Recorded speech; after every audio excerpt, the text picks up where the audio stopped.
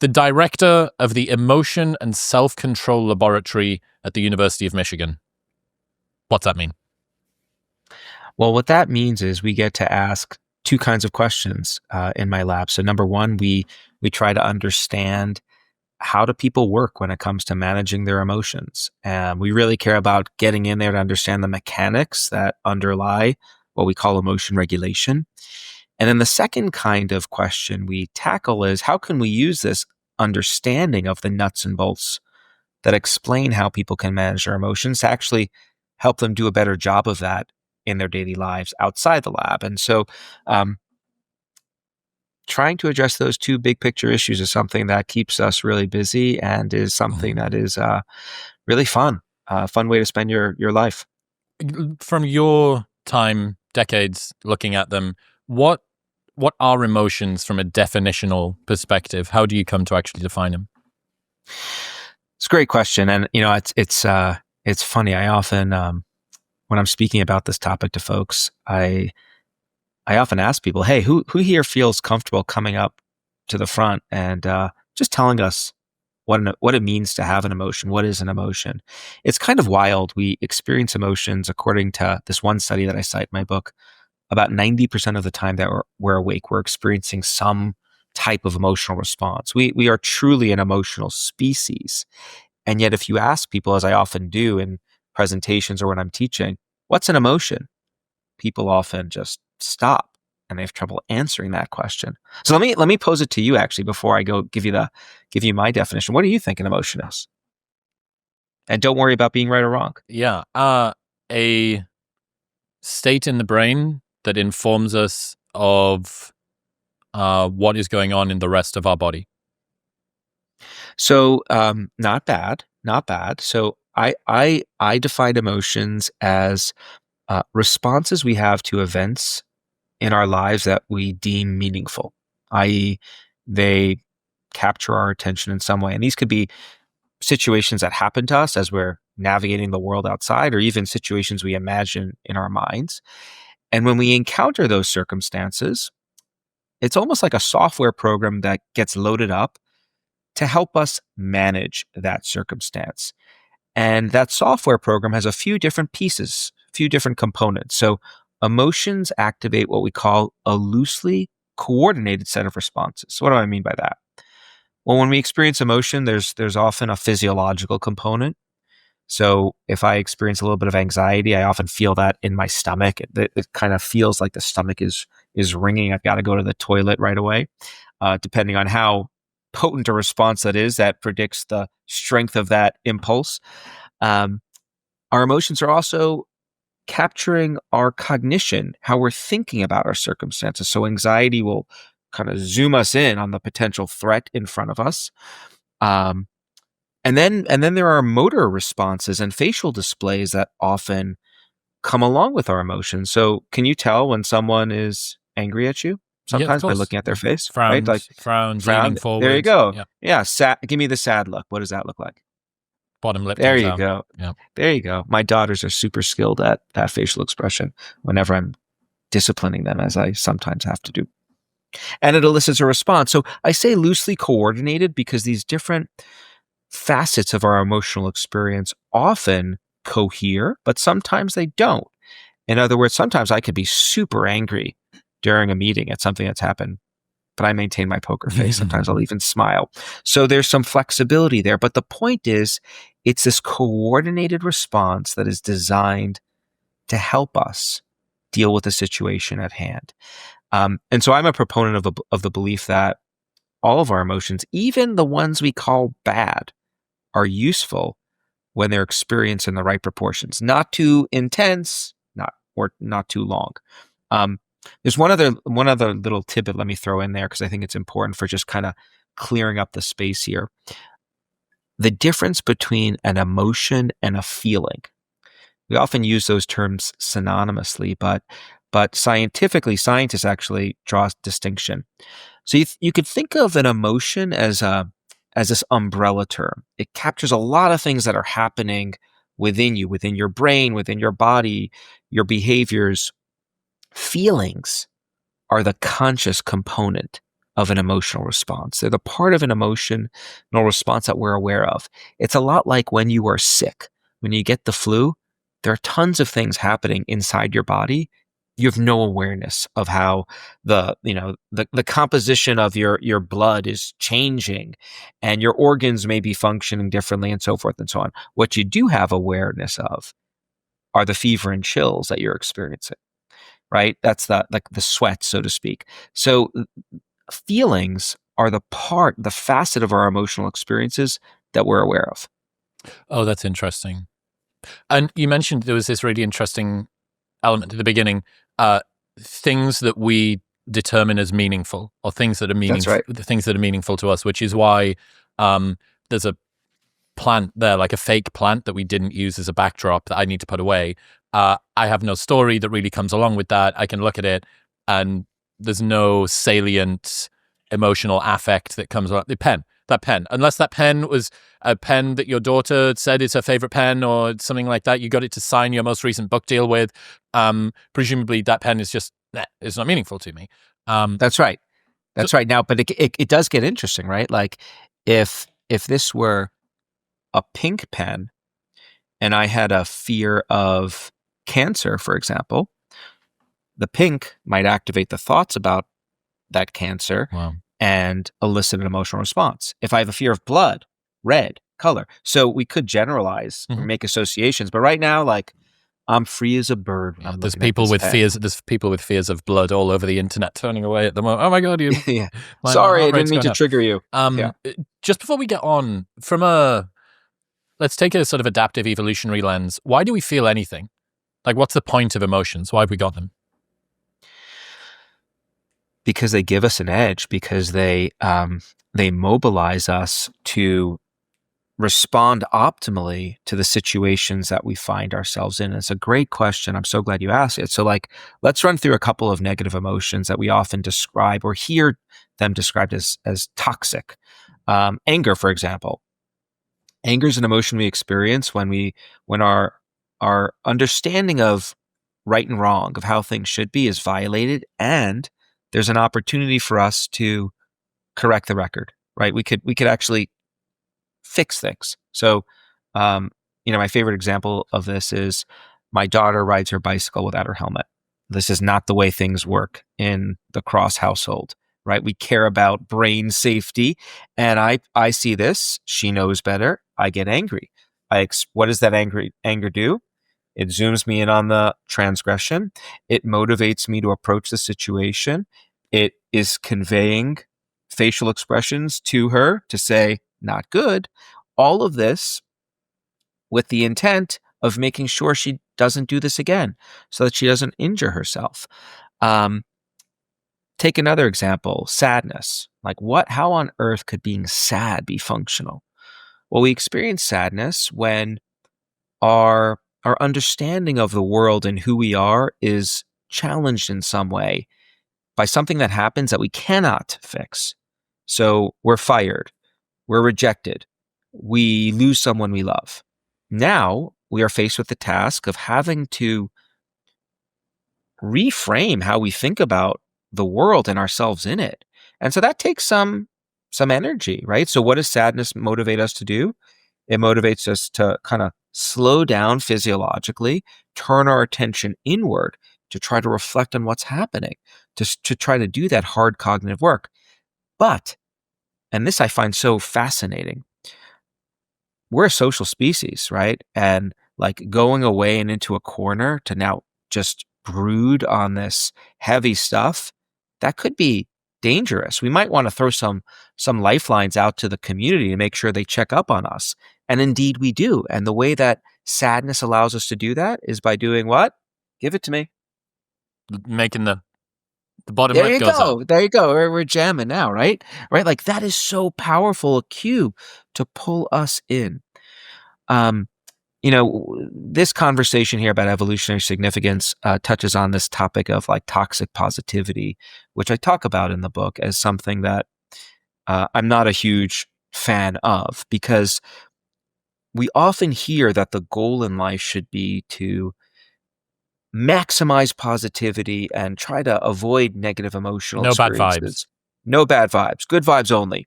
If that's your goal, number one, good luck. You're giving people an unattainable goal. We have the capacity to experience these responses for a reason. When I think back to like performances that I have given where I've not experienced any anxiety, those are the ones that have tended to fall flat because there was no cue inside me that motivated me to energize and prepare. I mean, is this true for you? Have you ever found that a little bit of anxiety can be your friend? Yeah, almost always. It focuses attention. It makes you feel excited. It stops you from being distracted by other stuff. But as you say, intensity and duration are devils in the details, the dosage. Devil's in the details. Look, no one is saying that negative emotions don't blow up and metastasize. This is why I got into this business in the first place, because these emotions that we have, these negative emotions, they're tools, but they are unwieldy tools. If we use the metaphor of a hammer in the right hands, my grandfather was a carpenter, built beautiful homes. Hammer in the wrong hand, my hand, a hammer, source of massive destruction. Yeah. Same is true of our emotions. And so, what I find so interesting is, on the one hand, we're born into this world with this capacity to experience this wild range of emotions, positive and negative, and they serve us well. They're tools, but they're really unwieldy. So, guess what? We also evolve the capacity to rein these tools in through these regulatory um, techniques that we all possess. But they don't come with a user's manual. And that, in a certain sense, is what I and lots of other scientists have been doing for many decades now, is trying to build that user's manual to help people manage their emotions. Why do we struggle to control our emotions? Why is there no user manual? If I'm so capable of accessing my anger or my depression or my anxiety or my resentment or my fear, and then I'm so capable at managing to perpetuate that over time, why can't I also get in and stop it? Surely that would be adaptive too. Oh, well, you can. The question is, how can you do it better? So there's huge variability, number one, in the degree to which people are capable of managing their emotions. And I would argue that there's room for improvement regardless of where you are right now. You're really not great at it or you're really good. Understanding how this works, that in and of itself, I think, is enormously empowering. I find it really useful to draw a distinction to physical fitness. So like you're going to get people who vary in their level of physical fitness, right? They could all benefit though from learning how to optimize that facet of their lives. Like some people are physically fit just because of the way genetics has endowed them with natural physical aptitudes. You know, maybe they're really active, they walk places and so forth and so on. But teaching them like how to do different exercises and engage in different routines is going to benefit them. It's also going to benefit those people who aren't very predisposed to be physically fit. I think the same is true when it comes to mental fitness. Like we don't open up the gym to folks to explain, here are the different tools. Here's how they work. Okay, now the task for you, now that you understand how these 12 machines work, now I want you to figure out how to optimally fit those different exercises into your life to help you meet your specific goals. That's really where we are. What are you looking at with regards to the sort of set point that people have? How much room is there? We're talking about heritability here, a bit of behavioral genetics, perhaps. You know, the difference between me and Usain Bolt when it comes to running speed is pretty high. Have we got even more variability when it comes to the set point of people that are naturally Usain Bolt runners but managing their own emotions? Yeah, that's a great question that I wish I could answer, but I can't. And let me give you one reason why. So, what we have done a pretty good job of in the sciences is identifying specific tools and profiling how they work. What we have not yet done, what we're doing right now, which is super exciting from the research point of view, is beginning to see how different tools optimally combine to help people manage their emotions. We're just beginning to do that. the reason I bring this up is I think that the key to really moving the needle on emotion regulation is understanding the combinations of tools that work well for different people in different situations. And that scientific basis, that knowledge base, it just isn't there. We just published a study, or a paper, I should say. It was a couple of studies that looked at how people manage their anxiety during the COVID pandemic. And what we found in those studies was really interesting. Every day, we tracked people over time, and every day we asked them, which of these, I believe it was 18 different tools, did you use? And the tools varied in terms of their level of healthiness according to experts. And then we measured their anxiety each day. And what we wanted to see is, well, what tool is moving the needle on people's anxiety from one day to the next? First key insight: people seldom used just one tool, which is interesting for me because I'm often asked, like, hey, what's the one thing people should do right now to manage bleep? On average, it was like between 3 and 4 different tools were used on any given day. Second, there was enormous variability in the tools that people use that actually help them manage their emotions. So the 3 or 4 things that I benefited from on one day were different from the 3 or 4 things that you benefited from on the same day. And you varied from day to day. Some combinations of tools worked for you on one day and different ones worked for you on the next. We don't yet understand how to predict that variability. And that is what we are doing now. So the invitation I'd love to give people is, I can give you the tools, right? And that's what my book is all about. Here are the tools.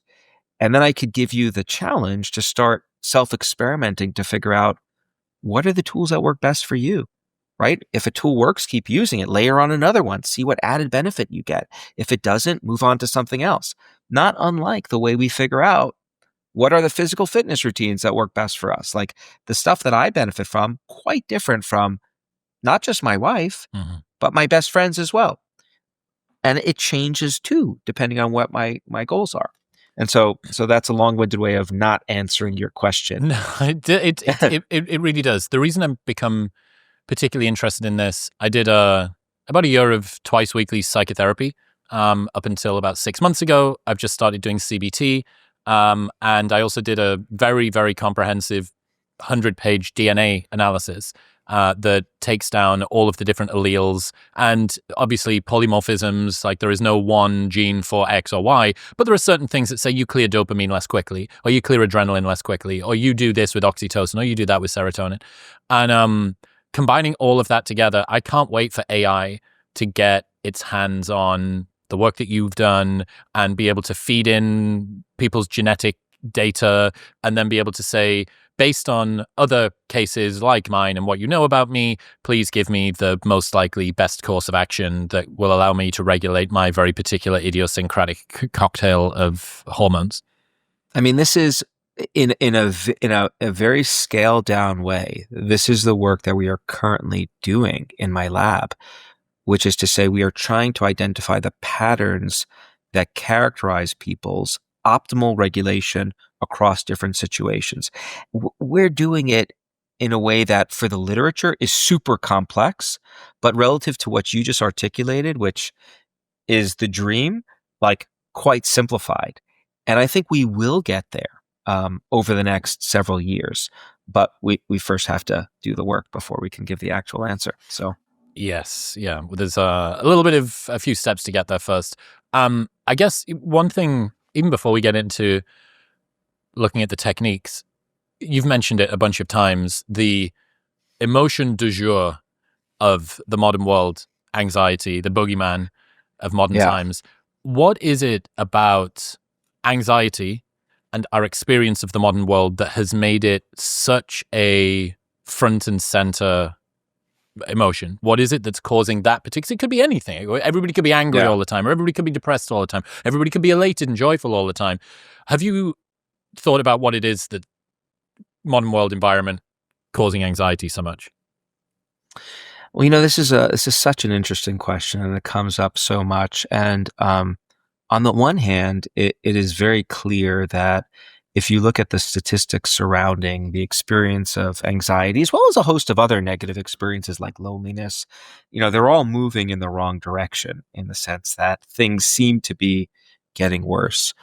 Um, on the other hand, one of my favorite little detours while researching my book was to dive back into history to look at how we've thought about emotion regulation through the centuries. And it was really striking. We have been grappling with our emotions for likely as long as we've been roaming the planet in our present form. So I'll just give you a few pieces of evidence to, um, sink your teeth into. So, first surgical technique ever developed, or what we think is the first surgical technique ever invented, it's called trepanation, carving holes in people's skulls while they were still awake. What was one of the reasons why this technique was believed to be used? That's the cue up. What do you think? Pressure in the brain, I think. Pressure in the Uh, head. Likely, but what else? Perhaps more germane to our conversation right now. Give you a little hint.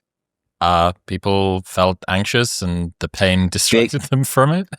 big dysregulated emotions, right? Like, imagine you are just totally overcome with an emotion, and our theories of what might be causing that response were quite different back then than they are now. Maybe it had to do with some, spiritual demonic possession. Let's let it out. Let the emotions out. Fast forward a couple of centuries, we use bloodletting to drain the toxic humors or the substance that were causing these negative emotions. Um, best-selling book of all time, the Bible. One of the most famous stories in that book, story of Adam and Eve. It's a story of emotion dysregulation. We've been grappling with this stuff for a really long time. So back to like what's going on right now. Look, the world is extremely turbulent.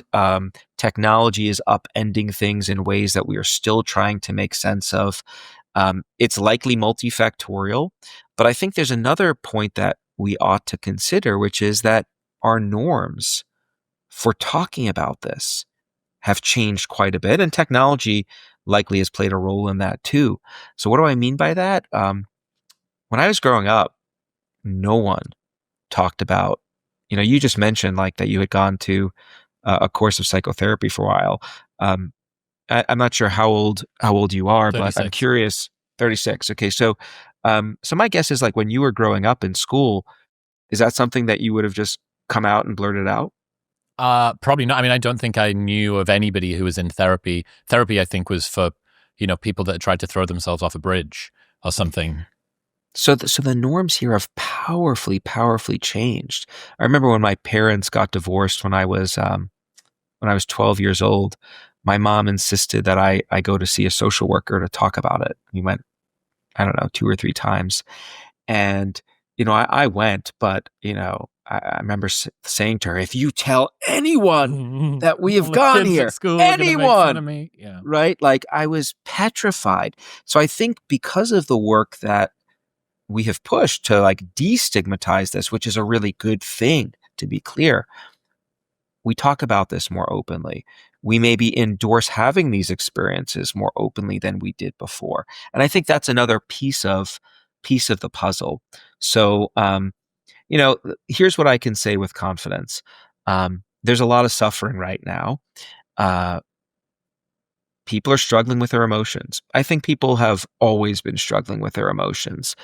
What fills me with hope is that we've got some science-based tools that we could share with people to actually help them.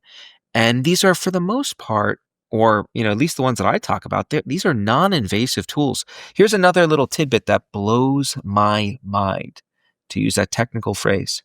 1949, I believe it was, a Portuguese physician invents an emotion regulation intervention that wins him the Nobel Prize in medicine. It is viewed as such an amazing advance that it wins the grandest prize in all of science and medicine. It is the frontal lobotomy. I mean, isn't that wild? Now, clearly, these were for extreme cases of emotion dysregulation, not just the curveballs of life, which I hope it wasn't used too much for that purpose. But we've come a long way like our understanding of what emotions are and how they work and how you could push them around, amplify, diminish them, extend them, make them, more constrained, like vastly improved. That is something that is super exciting. But we don't teach people about this. So, that's the other question that you gestured towards. Like, why is it that we struggle so badly with this? Like, if we have these emotions, like, why aren't we actually reining them in more effectively? I never had a class in this growing up. Some of the things that I was actually taught growing up, turns out, are not correct. Like, I was taught to always, always approach my emotions immediately the moment they are elicited. Dive in, try to fix them. Works in some cases. In other cases, taking some time away and then coming back can be really useful. So I think a big opportunity here is like, let's give people the tools. See what that does to them. I think, to go back to your analogy of somebody who's not in shape or wants to start going to the gym, and you know that by going to the gym, there's going to be these improvements that are made to you. It's funny how, and I find myself sometimes thinking in this way as well. My right arm doesn't move itself on its own. Like, it's exclusively my volition. I'm moving this up and down for the people that are listening. I'm waving at you. Like, that's me. I'm choosing to do it. My mind doesn't feel like the same sort of place. My mind moves itself up and down and makes gestures in manners that I don't feel like the originator of. Do you see what I just did? Sorry, I was about to say, but my wife always tells me, "Don't point your finger. It's just excitement. I'm just getting excited." Yeah. Thank you for that. Let's address this. I think this fundamentally has to do with whether we think we can actually control our minds or not, control our emotions or not. Are they under our control, or are they in the driver's seat? And several years ago, I came across this study that just floored me. Approximately 40% of, in this case, I believe it was adolescents, when asked, "Can you control your emotions?" said, "No, you can't." I mean, you gave everyone who's listening or watching the name of my lab, the Emotion and Self-Control Lab. Like, viewing this finding was, I interpreted it as like an Personal existential insult. threat. Yeah. Yes, like, what have I chosen My to do life with has my been a life? lie. Yeah. Yes, that's like, what is happening here? I'm too young for the midlife crisis, Mhm, right? mhm. And so I really kind of, my advisor was a very wise psychologist. I remember him always saying, like, listen to the data. And so I did. Like, what could this possibly be capturing? And I spent a chapter talking about this in the book.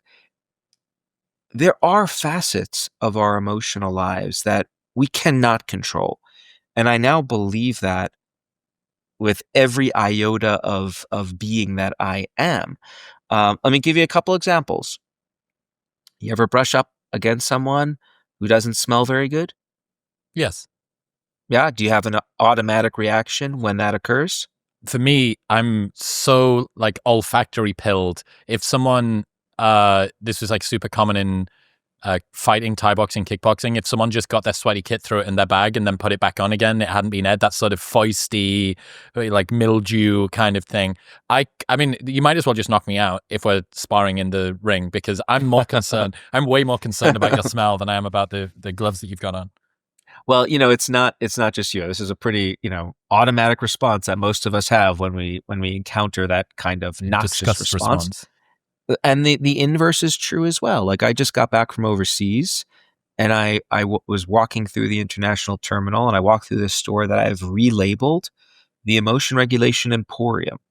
Why have I relabeled it? Because, like, all they sell are these sprays that we spritz all over us to manage how other people feel about us and how we feel about ourselves. Perfume and cologne, right? Like, you just get a whiff of that stuff, and ah, let's go a little bit darker though. That's one category of automatic responses. Like, I cannot control when I'm gonna encounter have some experience, a sensory experience Mhm. that pushes my emotions around. No control over that.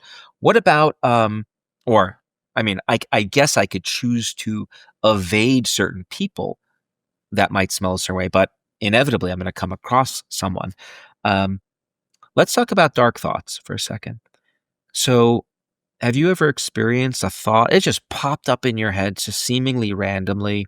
You have no idea why, but it's a dark thought of sorts. It's something that you wouldn't want to readily admit to someone else. You're kind of embarrassed by it. If you could Ever see happened to the you? if you could see the inner texture of my mind, Ethan, you would know how familiar I am with that. Yes.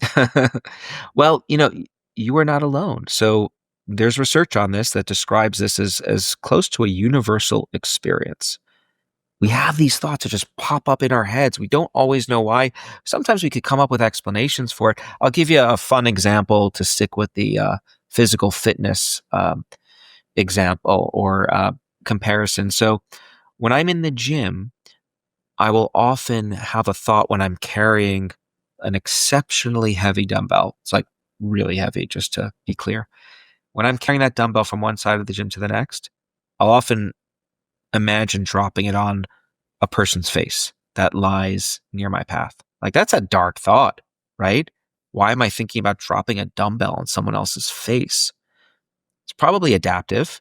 Like I don't want to drop it on their face. So this is a thought that's cueing me into the possibility of what might happen if I do. So it leads me to switch arms. I don't have control. I'm not purposefully thinking about that, right? Other kinds of thoughts like that pop up all the time in all of our minds. I'll do an exercise when I'm teaching about this topic to my students, and I'll set up this like Google form that will allow them, I'll ask them the same question I posed to you. In the last couple of weeks, have you ever experienced a thought just popped up? You wouldn't want to tell someone else about it. And, it just comes up and you write it into the field and it's anonymous. And I could then see what the thoughts are. This is some dark stuff that we see coming up. So we don't have control always over the thoughts and feelings that arise spontaneously. But what we do have control over is how we engage with those thoughts and feelings once they are activated. That's the playground of emotion regulation. Mm. And so there is room for both of these interpretations, right? You tell me before, like you don't feel like you can move your arm up and down pretty easily. It's under your control, but your emotions are not. Well, maybe it's the case that you can't control the feeling of anger or the emotional experience of anger, anxiety that when it's elicited. But once it's activated, I assure you there are things that you could do to push that experience around. And that's the part to really home in on. Yeah, I had this insight that I talked about in my live show last year, which was you don't necessarily control the first order emotion, I called it, but this infinite regress of feeling bitter at your anxiousness and then feeling resentment about your bitterness about your anxiousness and then feeling anger about your resentment about your bitterness about your anxiousness. This sort of it just keeps on going up and up and up. That is something you have to step into. And I cannot tell you, I'm speaking, I'll give you a personal example and then I'll give you one from one of my kids, actually. It is bleeping liberating to know that, I just felt a certain way. There's nothing wrong with me, right? This is just how human beings work, right? Like I'm going to experience a dark thought every now and then. I'm going to experience some anxiety every now and again. I don't feel bad about myself when I find myself getting anxious about something. Instead, I think, oh, this is my mind giving me an edge here. And that allows me to channel that experience productively. So, a couple of years ago, my daughter switched over to a new school. It was more academically demanding, and I go into her bedroom and I notice she's like visibly distraught. And I'm like, what's going on? So, she's kind of like, I don't know what's happening. Like I feel it in my body, and like I don't know what this is. And she is basically an anxiety reaction, totally normal. She had a test the next day. This is her body and mind doing what it's supposed to be doing. Mm. There's an important thing that lies ahead. I need to focus in. Once I reframe this for her, this is nothing wrong with you. This is what we call anxiety. It's a normal reaction to important circumstances that are potentially threatening. And what it means is you got to zoom in and focus in on your work. Once I gave her that interpretation, the entire response, the volume on it diminished. that I think is the opportunity that exists if you understand a little bit about what emotions are and what their function is. Yeah, I think just to continue the gym analogy, everybody knows that if you go to the gym and you work out, you will get fitter. Everybody knows, and a lot of people believe I can influence my career, my trajectory, but inside of my head, that's kind of, for some reason, the only thing we do have direct control over, like literally our brain, is outside of the purview of our ability to influence it. That kind of we're along for the ride, and then we'll hopefully wrangle this unwieldy thing between our ears to get us to do what we want it to do. So let's say that somebody feels at the mercy of their emotions. How can you convince them that they can actually influence their internal state? What's the most compelling story and evidence that you can give them?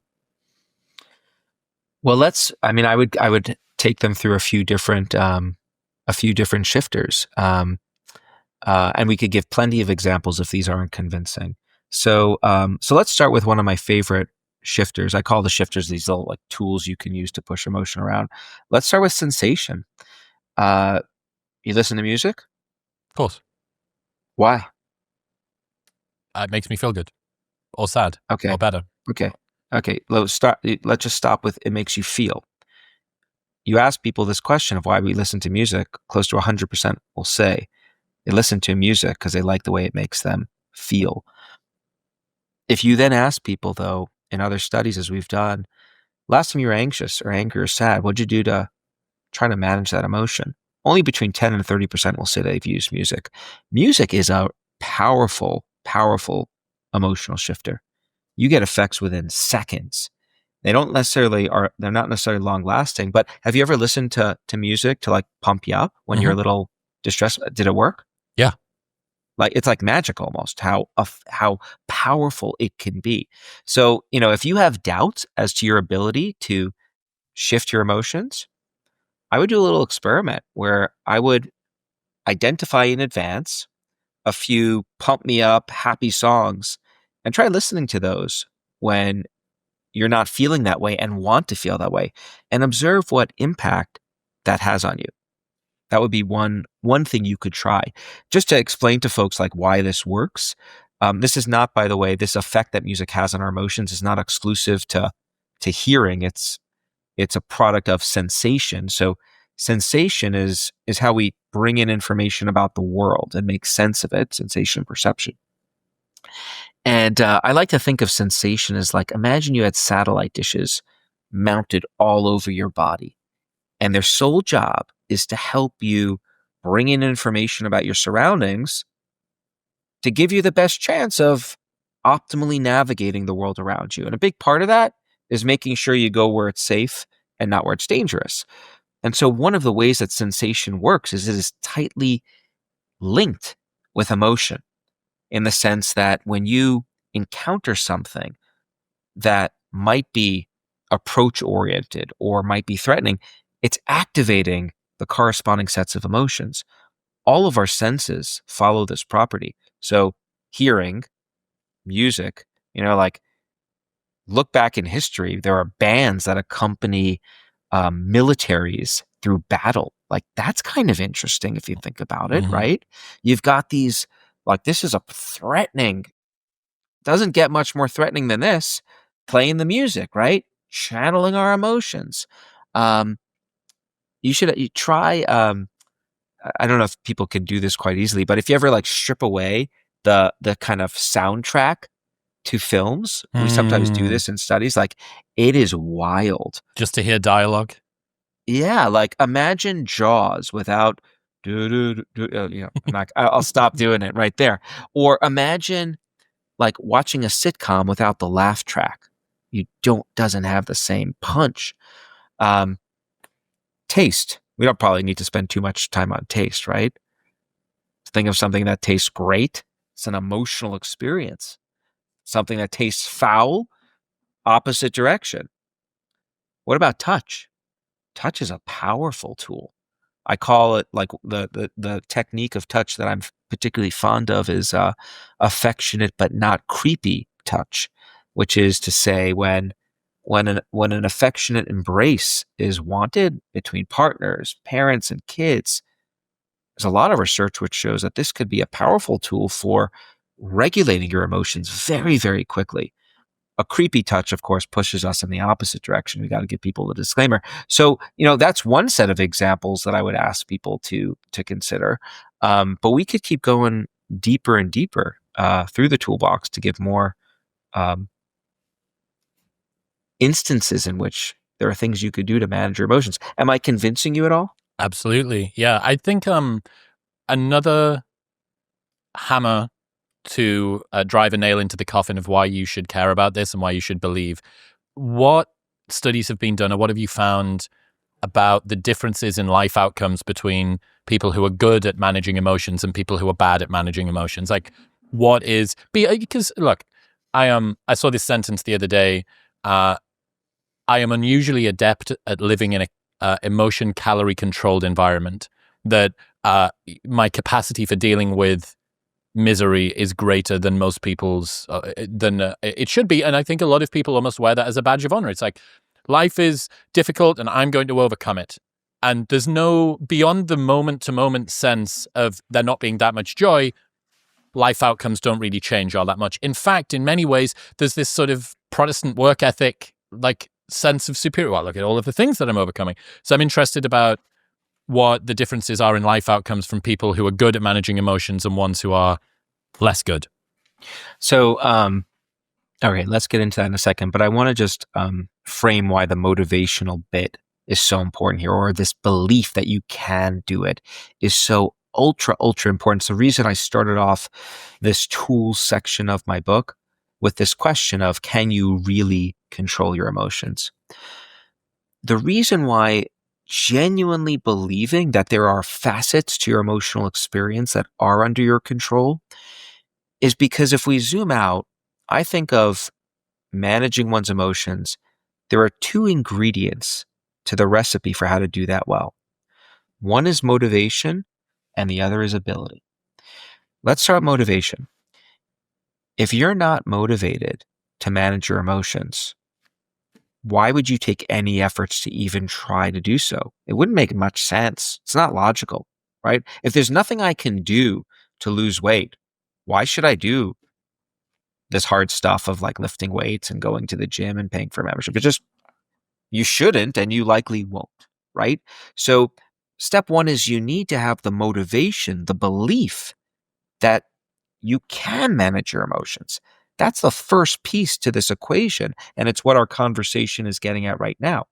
But that alone is not in and of itself sufficient, because I can think, to go back to physical fitness, that, yeah, I can do stuff to get in shape.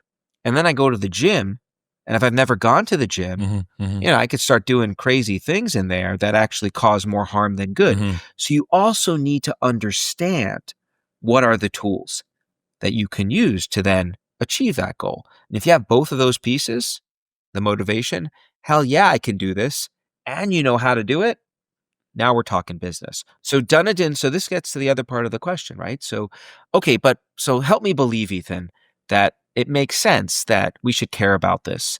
If you look at this one classic study, so this was a study done in New Zealand, and it began in the early 70s. And what the researchers started doing is tracking this group of babies from the time they were just born. Every few years, they would profile these kids' ability to manage their emotions, and they would profile them in a very rigorous way. They would put the kids through different self-control tests. They would get their teachers and other people in their lives to report on how good they manage their emotions, and they'd get like really fine-grained assessments of how good these kids were. And then they basically waited over time to see, what does the capacity to manage your emotions in childhood and adolescence, what does it predict later on? When you fast forward, what you find is it predicts pretty much most of the things that we care about in our lives. The kids who are good at managing their emotions, they're performing better at school, they're performing better at work. They're healthier too. Their organs are aging more slowly, right, than the people who are less good at self-control. And if you look at the mirror image, the kids who are not good at self-control, they're doing pretty poorly at work and in school. They're experiencing relationship difficulties, and their health is impoverished as well. Now, the other really thing that came out of that study that I find to be the most exciting finding, and it's actually not the finding that got the most attention, is that you might come away from that study thinking, well, either you got it or you don't. Mm-hmm. Either you're good at managing your emotions, it's a trait. Behavioral genetics all the way down. All right, that's it. Like, so why bother? Yep. Well, what the researchers also saw is that some kids changed over time in their ability to manage themselves. Some kids got better, some kids got worse over time. The kids who got better, they fared better on all of these different metrics over time. The kids who got worse, their performance declined. So what we learned from that study, number one, is that this really matters a great deal. Like your ability to manage your emotions, it's relevant to your ability to think and perform optimally at work. This is what's allowing you to divert your attention, to hunker down, to learn from critical feedback. It's impacting your relationships because I don't know about you, but last time I came in contact with someone who wasn't very good at managing their emotions, like they didn't have very good relationships with their friends and partners. Mm-hmm. They weren't great parents. And it's also impacting our health and well-being. The links between the inability to manage your emotions and all manner of psychological disturbances, as well as physical problems like cardiovascular disease, problems of inflammation, even certain forms of cancer, all of those findings exist, but there's something you could do about it. Now, you mentioned you've been you just completed a course of psychotherapy, Correct. right? Correct. And you're doing CBT. Correct. I mean, these are interventions that have a ton of evidence behind them. You could think about those activities as emotion regulation boot camp that have been tested over and over and over to show they have benefits for folks. Now, they don't work for everyone, as you probably well know, right? They work for some people. And the hope that I have is that by giving people not just one category of tools, but by giving them the entire toolbox, we can expand the scope of people who these tools actually can benefit. Yeah, I just want to kind of drill on that point. This is something I've been fascinated by. I think psychotherapy kind of put me on this trajectory, but your entire life's body of work has kind of been an obsession of mine for the last year or so. I think psychotherapy was part of that trajectory.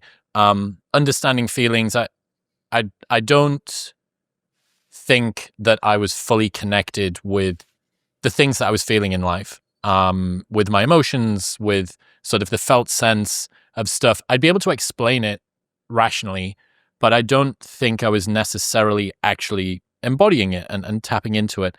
And one of the, I guess, like odd quirks of certain people's psychology, one of which is mine, is that if I hear you say you're going to live longer and you're going to have happier relationships and you're going to have all of the rest of this stuff, like the sort of external outcomes, those are compelling to me. But I do think that it's worth lingering just for a moment on the fact that your moment-to-moment experience of your life is almost exclusively determined by the emotions that you're feeling. 90% of the time you're feeling an emotion.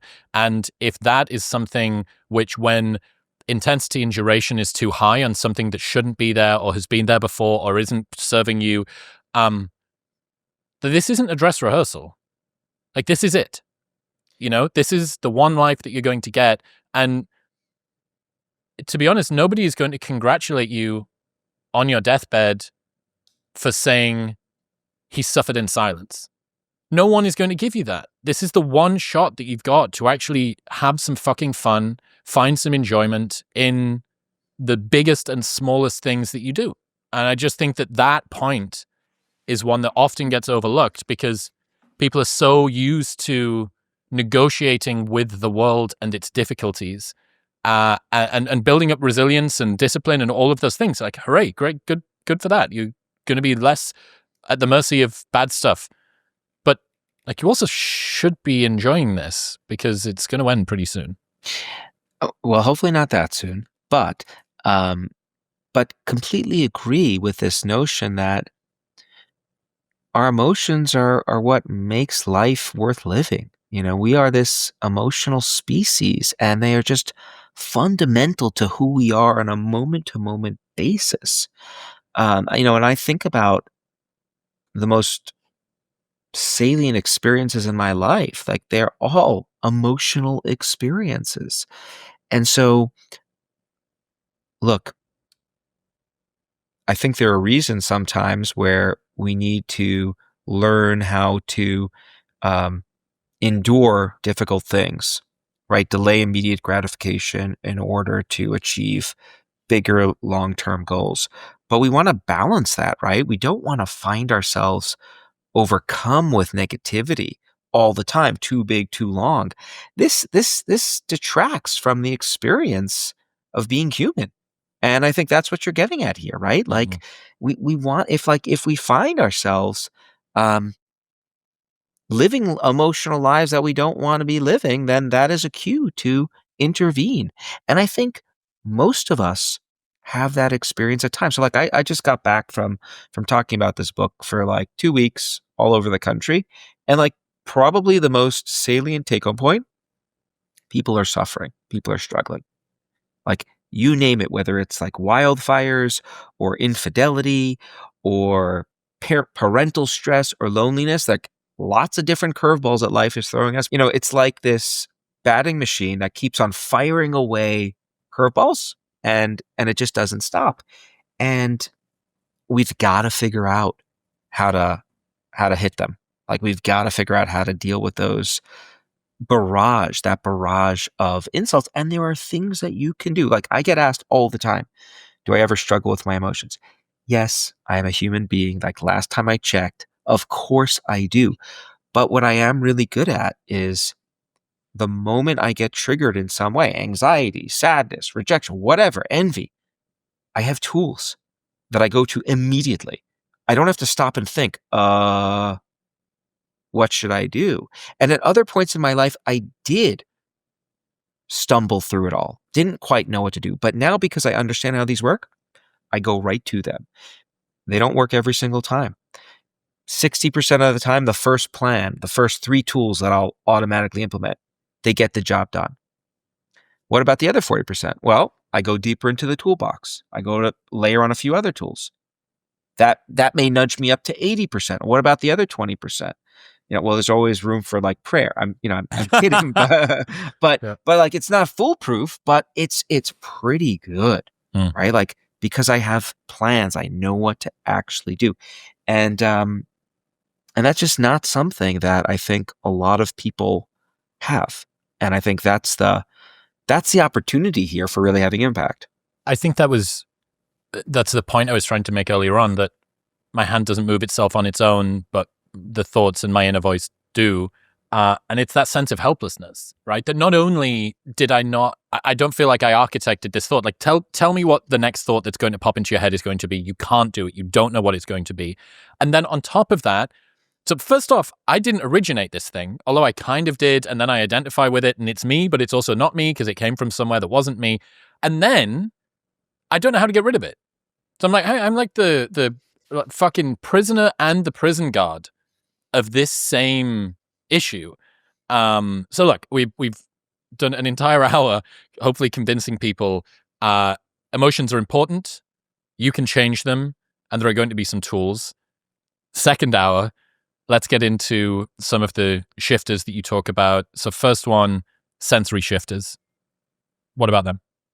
Okay, so sensory shifters focus on the senses, hearing, sight, sound, touch. Those are some smell. Those are some of the big ones. Um, these are all levers that you can strategically pull to push your emotions in another direction. We talked a little bit about how music can do it. Um, in terms of just blindness, I will say I was totally blind to the power of sensation prior to doing some research in this space. And now that I know it just changes the way I operate on a daily basis. Like, here's my little emotion regulation machine that I keep in my pocket.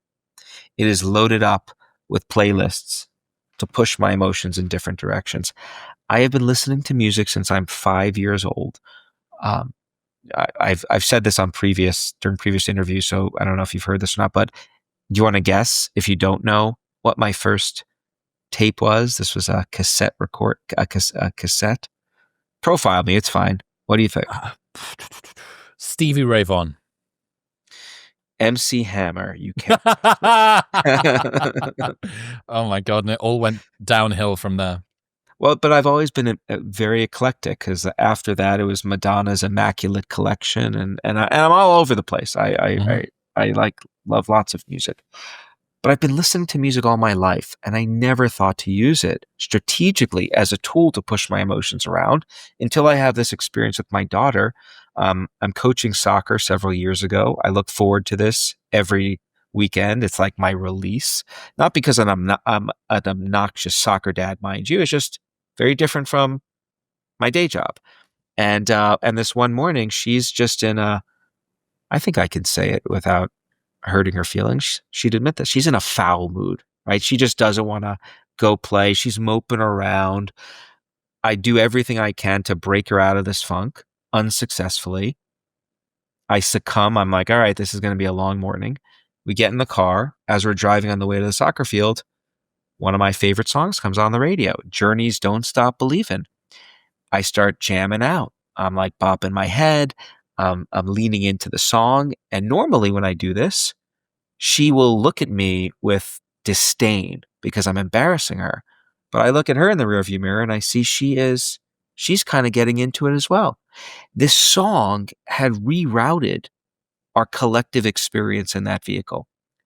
She went on to score a ton of goals. It was a great day. Since that moment, this is one of the first things I will do if I find myself moving in a direction I don't want to be moving. Now, what's really interesting to me about music, we often use this tool to regulate ourselves, but in a way that is not consistent with our goals. And what do I mean by that? You ever get sad and find yourself, rather than listening to Journey, you go to, well, Journey's Don't Stop Believing, you go to another one of their songs, like, or you go to Adele or some other music to just kind of bring you down a little bit more? Lewis Capaldi is my go-to, yeah.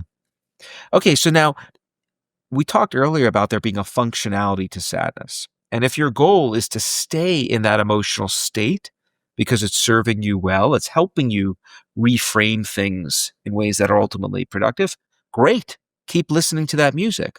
But if your goal is to not feel sad, don't go listen to that song. Go in the opposite direction. So, that's a little insight into how sensation can work. But all of the sensory channels can be leveraged to shift your emotions. You don't want to abuse them because they are so powerful. We often reflexively go to them. There are obviously some unhealthy forms of sensory experiences that we can engage in that can push us in the wrong direction. Emotional overeating, as an example. So you want to be aware that this is a tool and you want to wield it carefully. Probably the easiest low effort tool that exists in our toolbox are these sensory shifters. And that's just one category. Should we shift to another one? Should I keep shift? Yeah. I just give me for touch, taste, and smell. Give me your favorite non-invasive, usually makes people feel better ideas. So touch, if it's someone at work, I do one of those. I do a fist bump.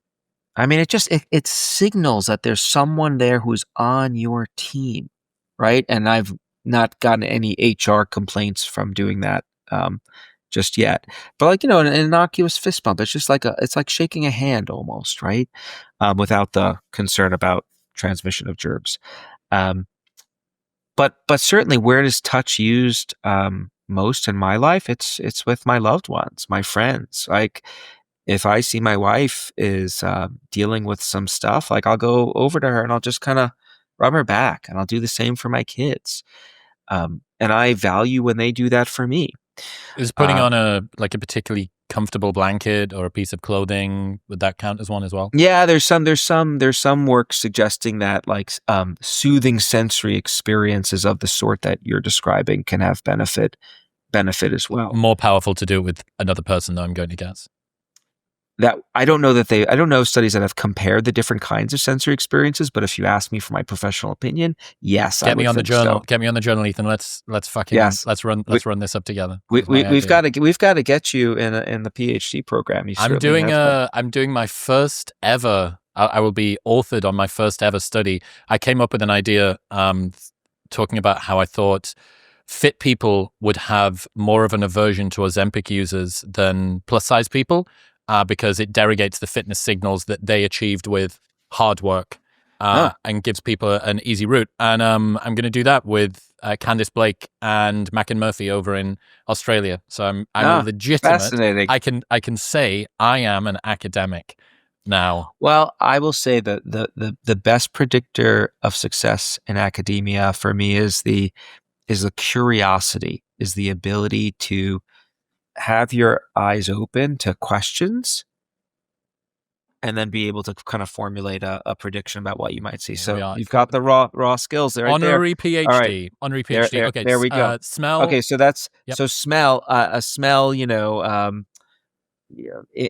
all right. If I'm going to admit it all, the hell I take baths and I love bath salts. Just this wonderful soothing experience. Of course, there is this sensory element there too, like the heat, the warmth. Also, I find that to be an amazing Hmm. emotion regulator. I know people talk a lot about cold plunges and things of that sort. For me, it's a bath every A night, little a bit more warm gentle bath. than a cold plunge. Yeah, Yeah. yeah, kind of love it. Um, Taste, mini dark chocolate peanut butter cup works like a charm. Calorifically negligible, but taste wise, pretty intense. Pretty intense. You just have to be careful of the slippery slope there because they are so wonderful. You need to make sure you Titrate the know. dose. That's right. But think about these are all emotional experiences, right? Hmm. And sometimes we need to. They can be so powerful. We actually have to use regulation to prevent ourselves from succumbing to that lever. From spending 3.5 hours in the bath when you've got stuff to do. Yeah. I was thinking more about eating pizza at 10 p.m., but the in the bath bath is for another. 3.5 Yeah, hours. there's some feedback mechanisms that prevent that from happening in the bath. It's called pruning. You may be aware. Yeah. Yeah. It's called the kids needing to be put to bed. Okay, next one. That too. Attention shifters. Okay, so here's the deal with the attention. Here's the high level, I think, critically important take home. Many of us, myself included, are often taught when you have a problem, you dive in, you deal with it immediately. You don't run away, you approach. We also hear that chronically avoiding problems, not good, gets you into all sorts of trouble. It is absolutely true that chronic avoidance, and what I mean by that is if a problem arises, your coping tactic, your strategy is just like bury it, move on, deny, suppress, and just keep going.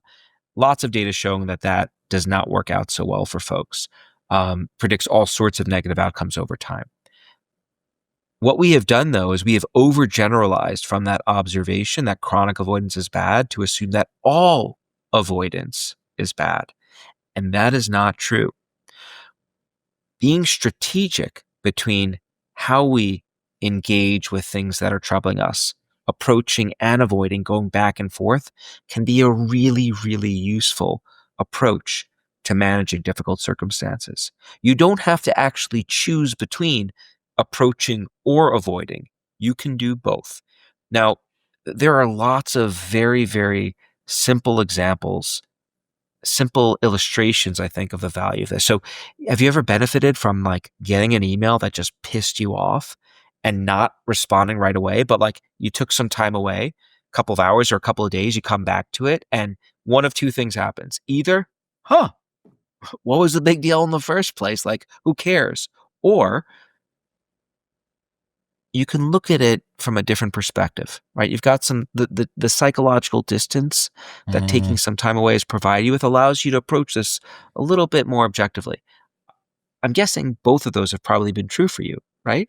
Yeah, one of the things that's been really interesting around that is if a clip from an old episode or a tweet that I sent a long time ago, if somebody gets a hold of that and takes offense to it, I don't know why, but it feels way less emotionally aggravating if it was something from 2 years ago than if it's something that I tweeted today.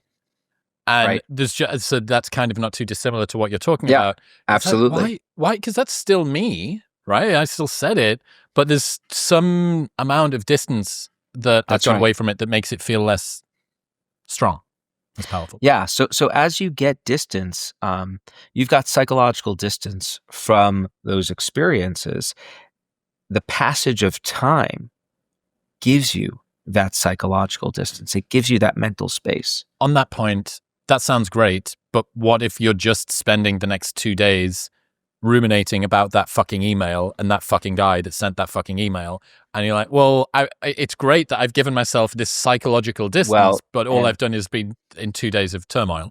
and this is why we don't just have attention as a shifter, but we also have sensation, perspective. We have people Mm. shifters, we have Mhm, space mhm. shifters, and culture shifters.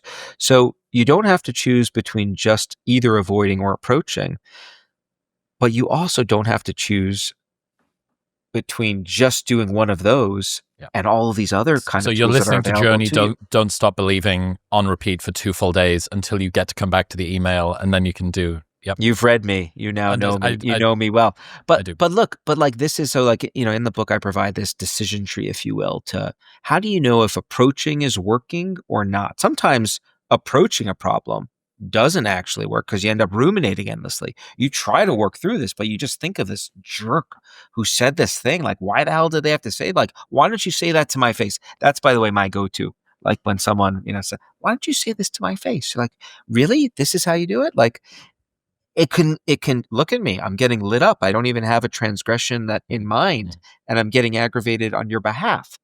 That would be an indication that approach isn't working. Likewise, if you try to avoid, but you find that even when you're engaged with engaging distractors, the thoughts just keep intruding about this problem, just keep coming back. That's a cue that this kind of strategic avoidance may not be working and you should approach or do something else. So attention can be an incredibly powerful tool. In the book, I tell the story of my grandmother who, was my hero growing up. She evaded the Nazis in Eastern Poland for several years, and she came over to the States with nothing, built a wonderful life. And all I wanted to do growing up was hear her tell me stories about how she did it, like how she managed to survive. And she would never tell me, never talk about it. She didn't want to go there.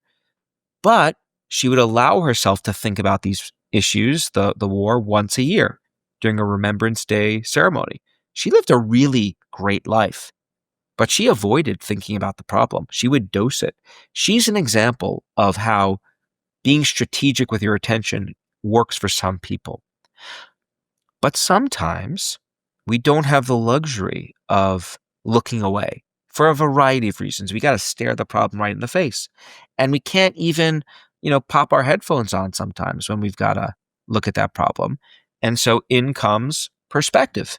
Like we could change the way we think about our circumstances when we're looking at it. Now, this can be sometimes a very tricky thing to do. One of my favorite recent experiences with close friends happened several years ago.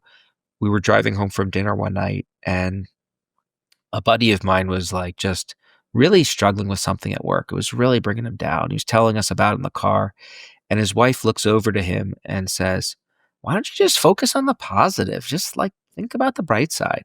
And he pauses and he looks at her and goes, "Yeah, easier effing said than done." And it was just like I smiled. I wrote about it in the book because it was so powerful, which I think captures this experience that all of us have at times. We totally know that, yeah, if only we could think about this a little bit more constructively, everything would be better. This is the basis of the intervention that you just went through or that you're going through now, CBT, how to change the way you think, to change the way you feel. But it's not always easy to do that. And so how can you do that? Let's go back to distancing, because this is where getting some psychological distance can often be a difference maker. This capacity to step back and look at our experiences from a zoomed out perspective can often be very, very helpful. And the cool thing here is that there are many different tactics that exist for reflecting on ourselves and our circumstances from a distance. They don't come with a user's guide, but once you know it, like these are my go-to, I call them my psychological jujitsu moves. So, all right, mental time travel. I'm struggling right now. I'm really feeling whatever, fill in the blanks. How am I going to feel about this next week, next month, next year? All of our experiences follow not all, nearly all of our emotional experiences follow the same time course, temporal trajectory, if you want to geek out with me. Here's what happens. Something happens, boom, emotions go up. Then as time goes on, the emotion fades. Depending on the experience, some go way up, some a little bit, some take longer, some recover more quickly, but nearly all of them follow that trajectory. We lose sight of that when we're in the midst of it. When we're in the cauldron, we zoom in on the awfulness. We forget that as time passes, things will settle down a bit. When you jump into the time travel machine, how am I going to think about this? How am I going to feel tomorrow, next week, next month, 10 years from now? It speeds up. You don't have to wait for time to pass because you get to it's 5 years from now. What am I going to think about this argument I just had? What that does is it highlights the fact that what you're going through is temporary. It's unstable. Mm-hmm. It will eventually fade. That turns the volume down on our emotions, right? So that's time travel into the future. Go into the past. You could do this. It works a little bit differently. I find it to be equally effective. So shit hits the fan. Things aren't going well. Mental time travel machine, 1943, Eastern Poland. Get out. I spend some time with my grandparents, like evading the Nazis in the frozen Polish woods. Like, I don't have to spend much time with them back then to realize that what I'm going through now, come on, this pales in comparison to what they had to endure. It's a powerful, powerful way of putting my adversity in perspective. Now, to be clear, these little jujitsu moves, these are not taking a negative experience and turning it into a tea party. What they are doing is they're turning the volume down on the negativity, allowing me to re-engage, be objective, and get on with things. Those are two distancing tactics. I'm going to throw two more at you really quick because these are just very tactical moves here. One of my favorite tools, distance self-talk. Coach yourself through a problem silently, very important, silently, using your name and you. All right, Ethan, how are you going to deal with this? Here's what you're going to do. We are much better at giving advice to other people than we are giving advice to ourselves. We are all giant hypocrites at some level. This is not just me who says this, right? I mean, think about the phrase, do as I say, not as I Do. right? Like, we're all familiar with that phrase. When you use the word you and your name to coach yourself through a problem, you're using language to shift your perspective.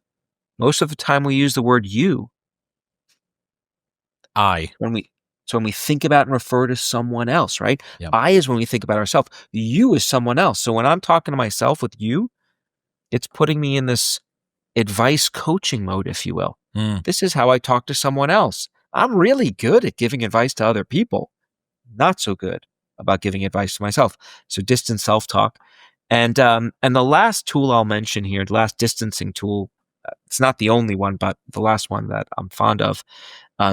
It's a bit of a, it's a bespoke tool. Do you speak any second languages? Just British English and American English. That's it. Okay, I don't know if this will work for you, but many people who speak a second language that is totally distinct from their main, and I wouldn't say British and English are, find that cursing in a second language doesn't quite have the same level of indignity and inappropriateness. So it's a lot easier. You can Spanish is my second language, as you know very well from our last conversation. Um, it's easy for me to curse in Spanish, and there's nothing doesn't seem as bad as Mm. when I curse in my native tongue, which I'm reluctant to do.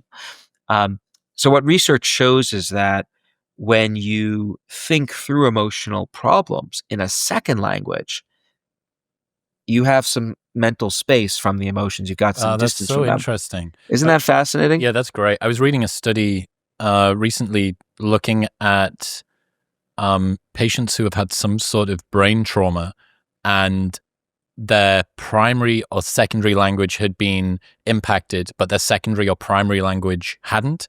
Mm, Sort of showing that different languages can exist in sort of different yeah, portions of the brain, and it kind of makes sense with regards to this, that we're just activating. And I've got to assume that the primary language is going to be the one that's going to have the greatest sort of sense of self-authorship. This is that's me. right. You It's got it. part of my sense of self. You're learning about your emotions. You're having these emotional experiences in your native language, not your This is second the language. best So when you justification for learning Spanish that I've ever heard. really, not my ability to skillfully walk you through the conundrum you faced in Guatemala. We together as a team navigated a very, how do you say, a very forthcoming, very keen maid in the hotel who came and put water next to me. So I think I tried to say like una hora, like 1 hour, and she said agua, sí, and came over. I'm like, no, fucking water. Well, never mind. And we left it in the episode. Just before Uh, we finish up on the attention thing, what was that NASA astronaut training thing?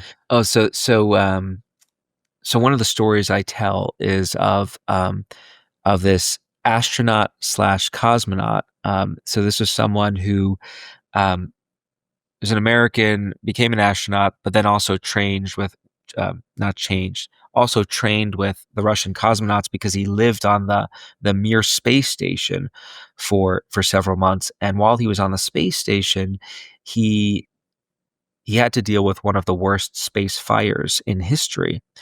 And this fire just happened out of nowhere. And one of the things he reported doing as he was trying to navigate this terrifying moment where like this fire is raging and might spell the end of him and his fellow cosmonauts is he starts coaching himself through the problem using his name and you. So he starts using distant self-talk in a moment of heightened stress. And there are lots of illustrations of this.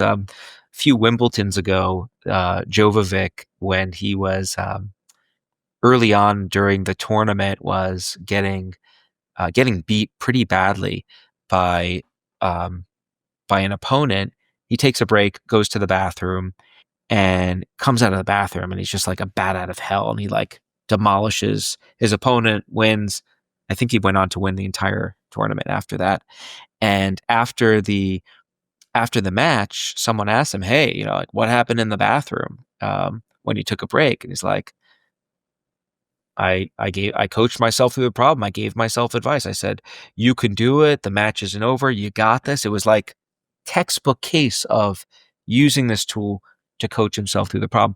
Tons of examples of this. Malala Yousafzai talking about dealing with the threat of the Taliban reported doing this too.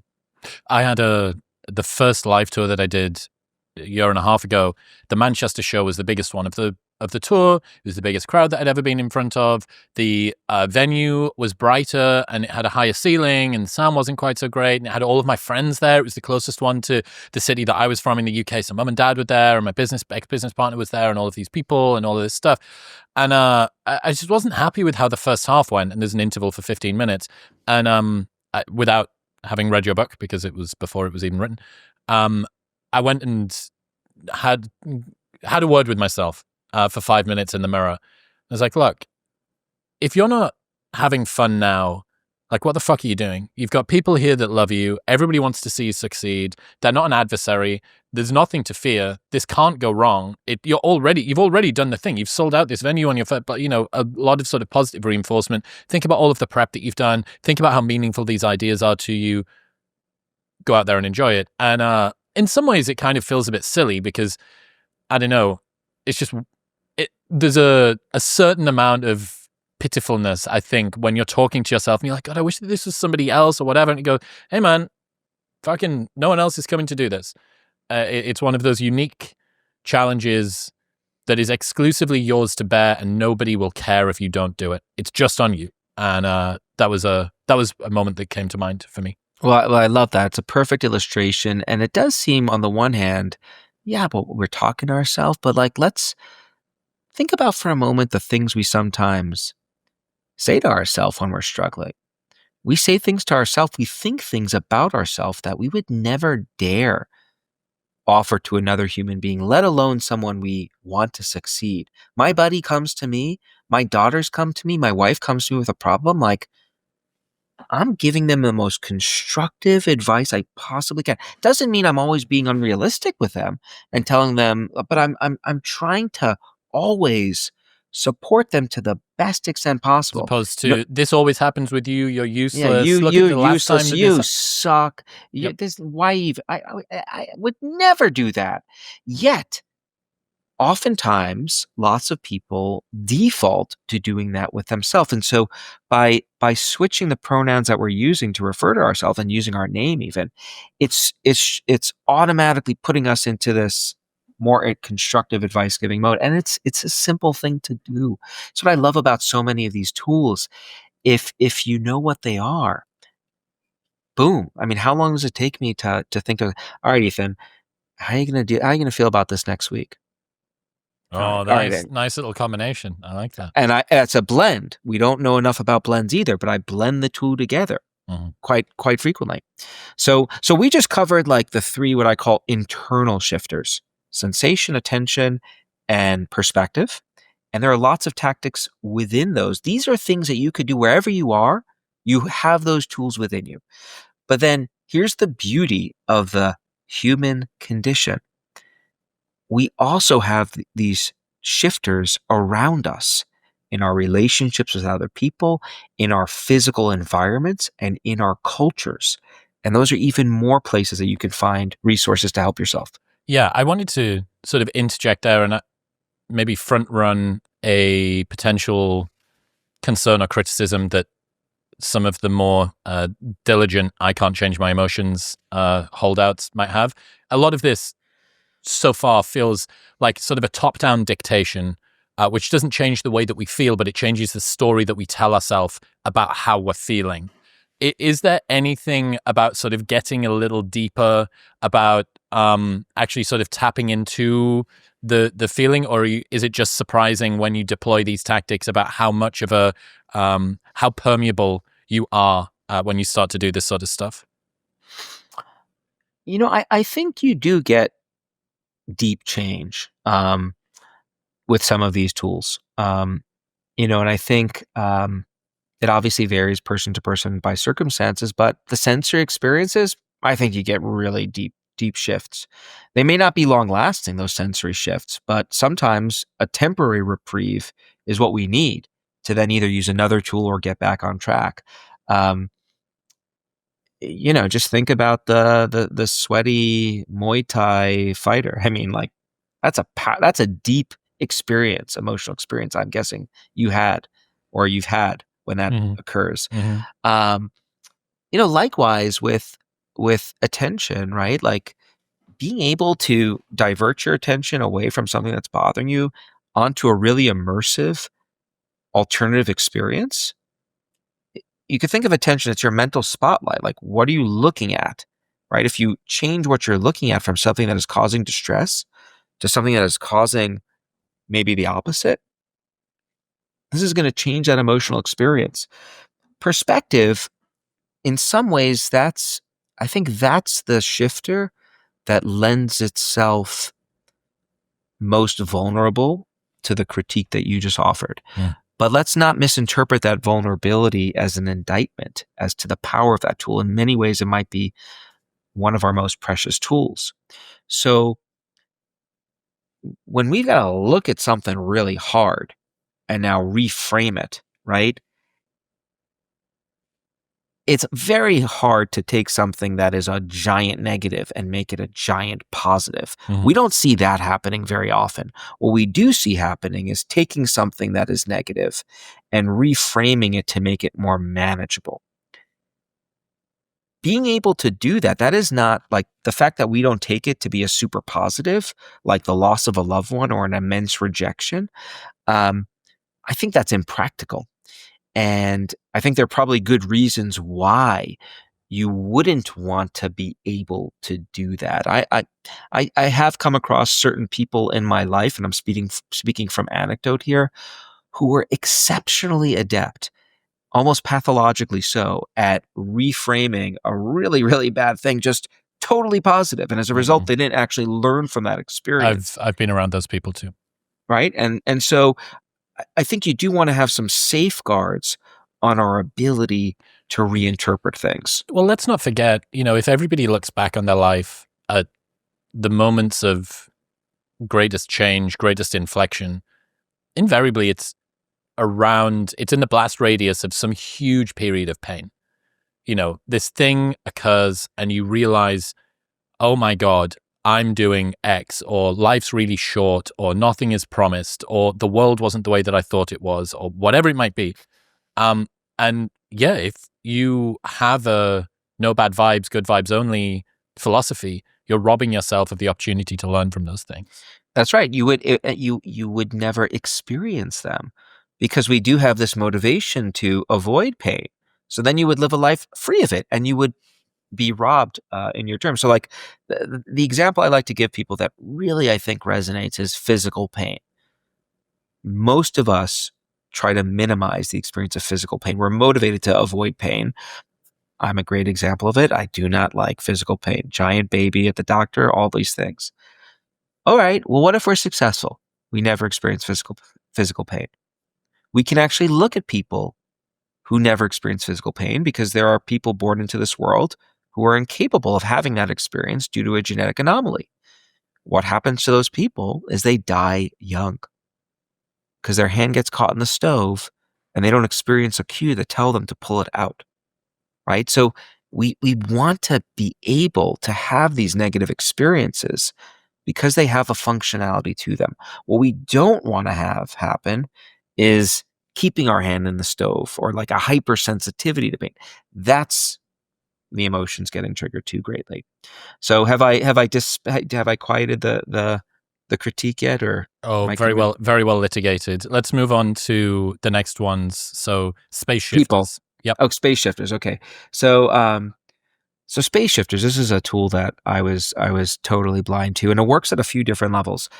Let me ask you, are there any places, like physical places in your life that you find when you're in that presence of that place, it's just filled with a sense of comfort? It feels almost restorative. Yes. So might you care giving a few examples? Yeah, of course.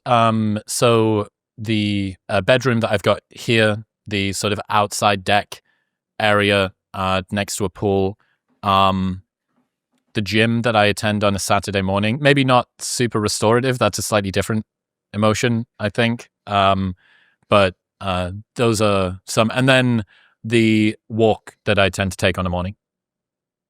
So you've probably heard that we attach to other people and that certain people in our life can be these, if we're securely attached to them, they're almost like this extension of our, like a resource that we could lean on to help us deal with adversity. You go to those people, just being in their presence can be soothing. And this goes back to early childhood when we, not always, but when we develop secure, positive attachments to other people, when we find ourselves going to those caretakers, if they're a securely attached figure, everything feels better, like it's going to be okay. We also develop these attachments to places.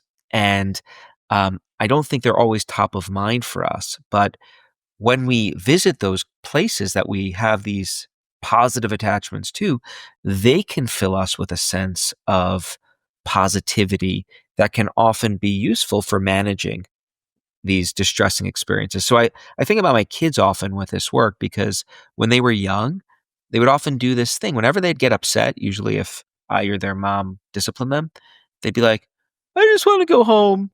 I just want to go to my room, just like you, their bedroom. Their bedroom was this place that filled them with a sense of safety and security.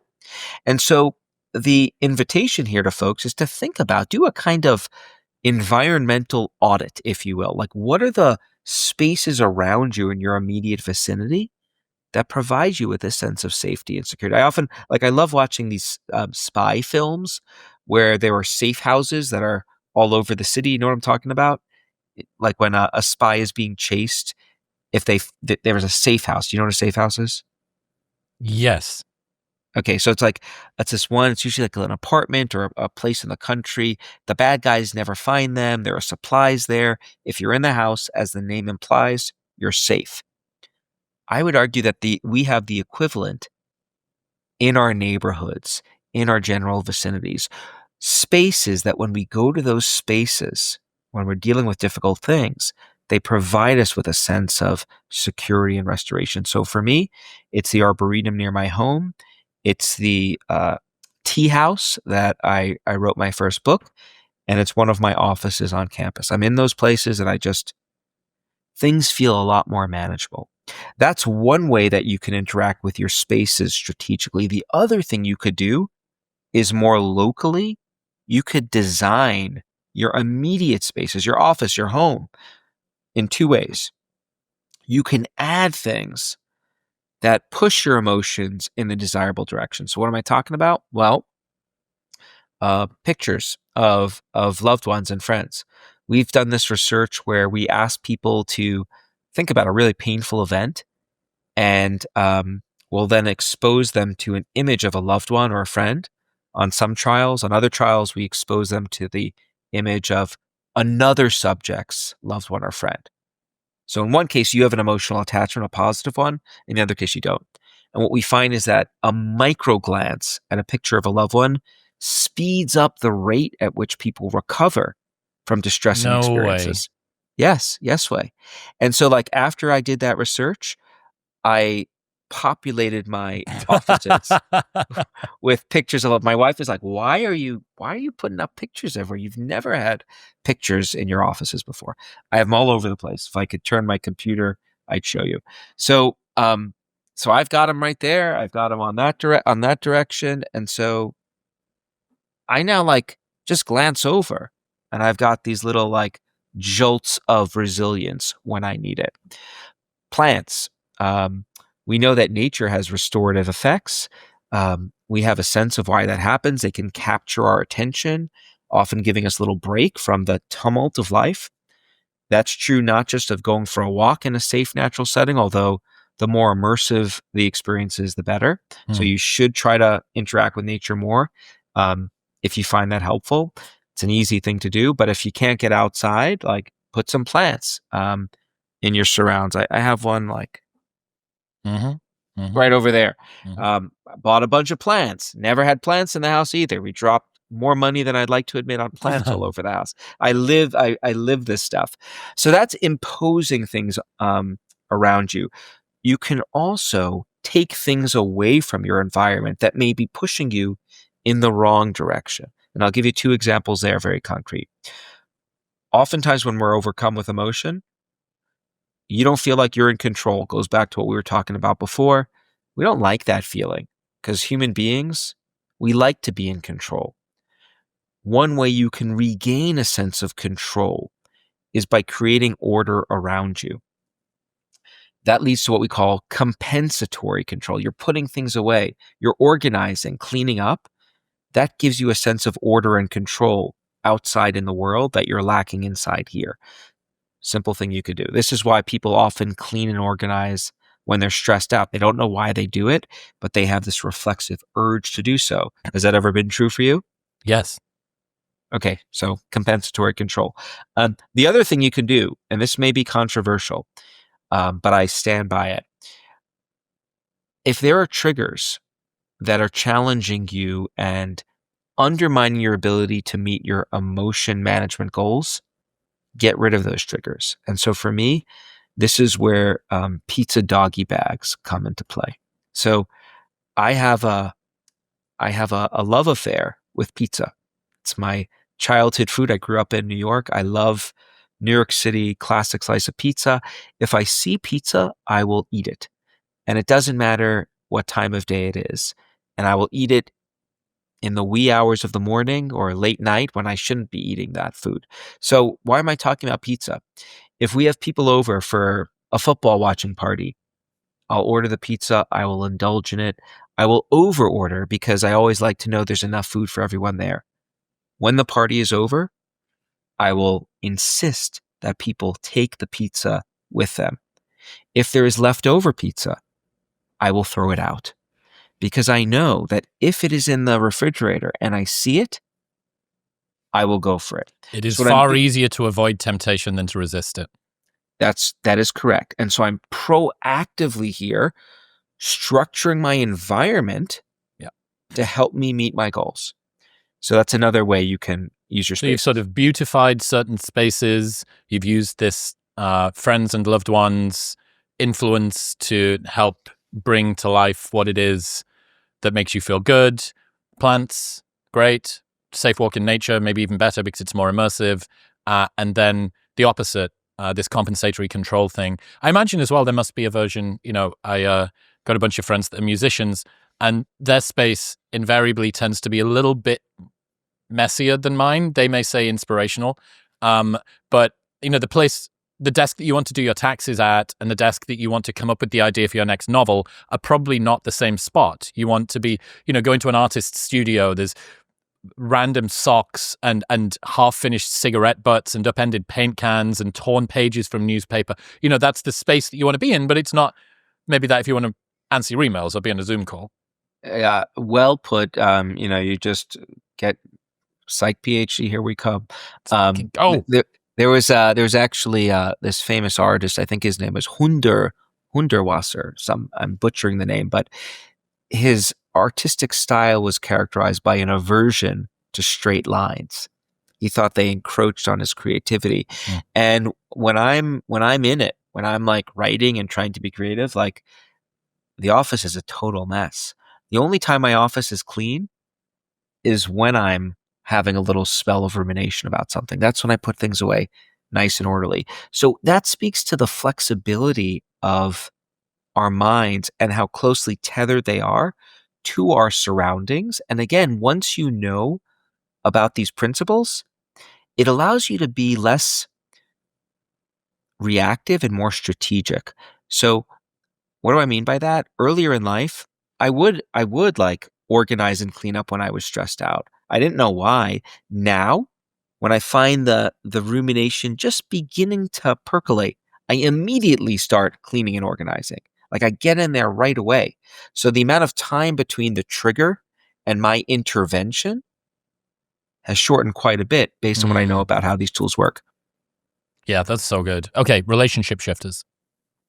Okay, so relationship shifters. Let me give you three take homes here for how to harness your relationships with other people.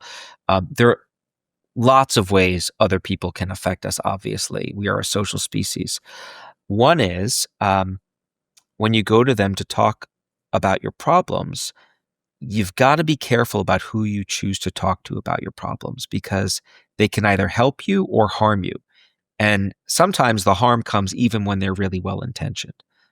What do I mean by this? Lots of people think that the best way to provide support for someone else is just to let them vent about their emotions.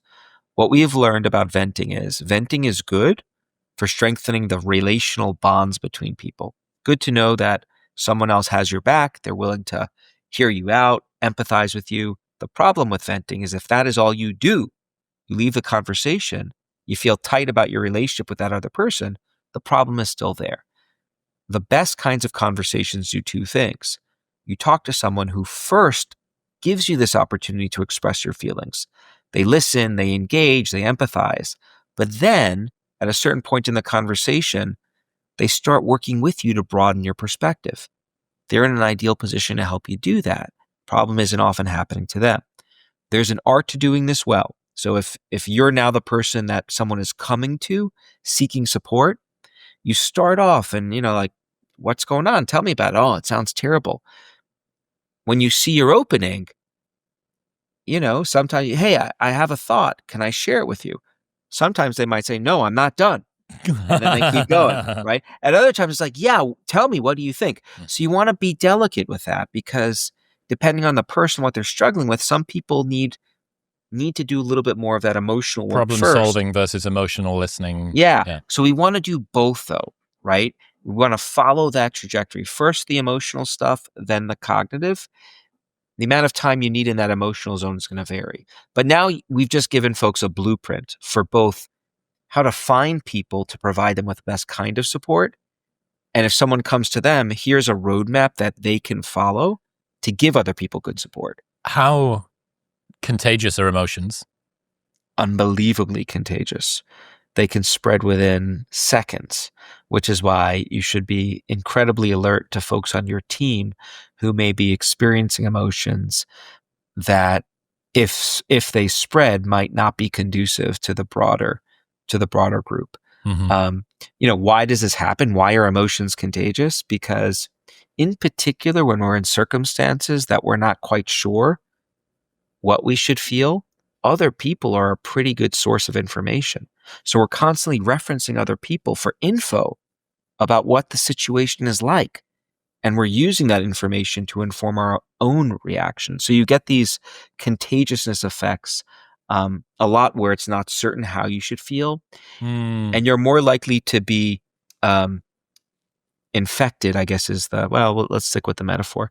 When it's someone who is at your level or above your level, someone that you just in the hierarchy, you're more vulnerable to That's that. interesting. Yeah. So you want to pay attention to contagion. And like, you can use this as a tool as well. Like, you can affect, hopefully positively, other people by trying to, come in there with the right kind of attitude that you think is conducive to the goals that you have, if it's a workplace environment or even in your home. Another important way that people can shift us, that I think is important to point out, has to do with social comparisons. So we often hear that we should not compare ourselves to other people. You've heard this before, yes? Comparison, thief of joy. Yeah. Thief of joy, right? Like, I'm on the record. It's in print. I've said this to my kids at times. And it's probably the worst advice I've ever given, because social comparisons are how we work. They're part of how we make sense of our standing in the world. We reference other people to gain some insight into where we are on dimensions that don't have clear standards, right? Like, if you want to understand how successful you are in life, you're going to look to your surroundings and other people to draw an inference about that. And that's true of lots of different qualities that we care a great deal about. So number one, like, I think the challenge here is not to stop comparing yourself to other people, because we're going to always be doing that at some level. But it's to understand how you can benefit the most from engaging in those comparisons. And I want to share with you two shifts here that I have found to personally be game changing. So I inevitably will come across a profile of someone in my network who is outperforming me on some dimension that I care about. And the instant trigger that is out of my control is, oh my God, I'm a failure. Like, Look at the size of their H index. Look at how many books they sold last month. There you go. All my triggers, right? And that could be my default, which is an envy reaction. It is not an emotion that feels great, but I can reframe it. And I can use that comparison to be a source of motivation. Wait a second.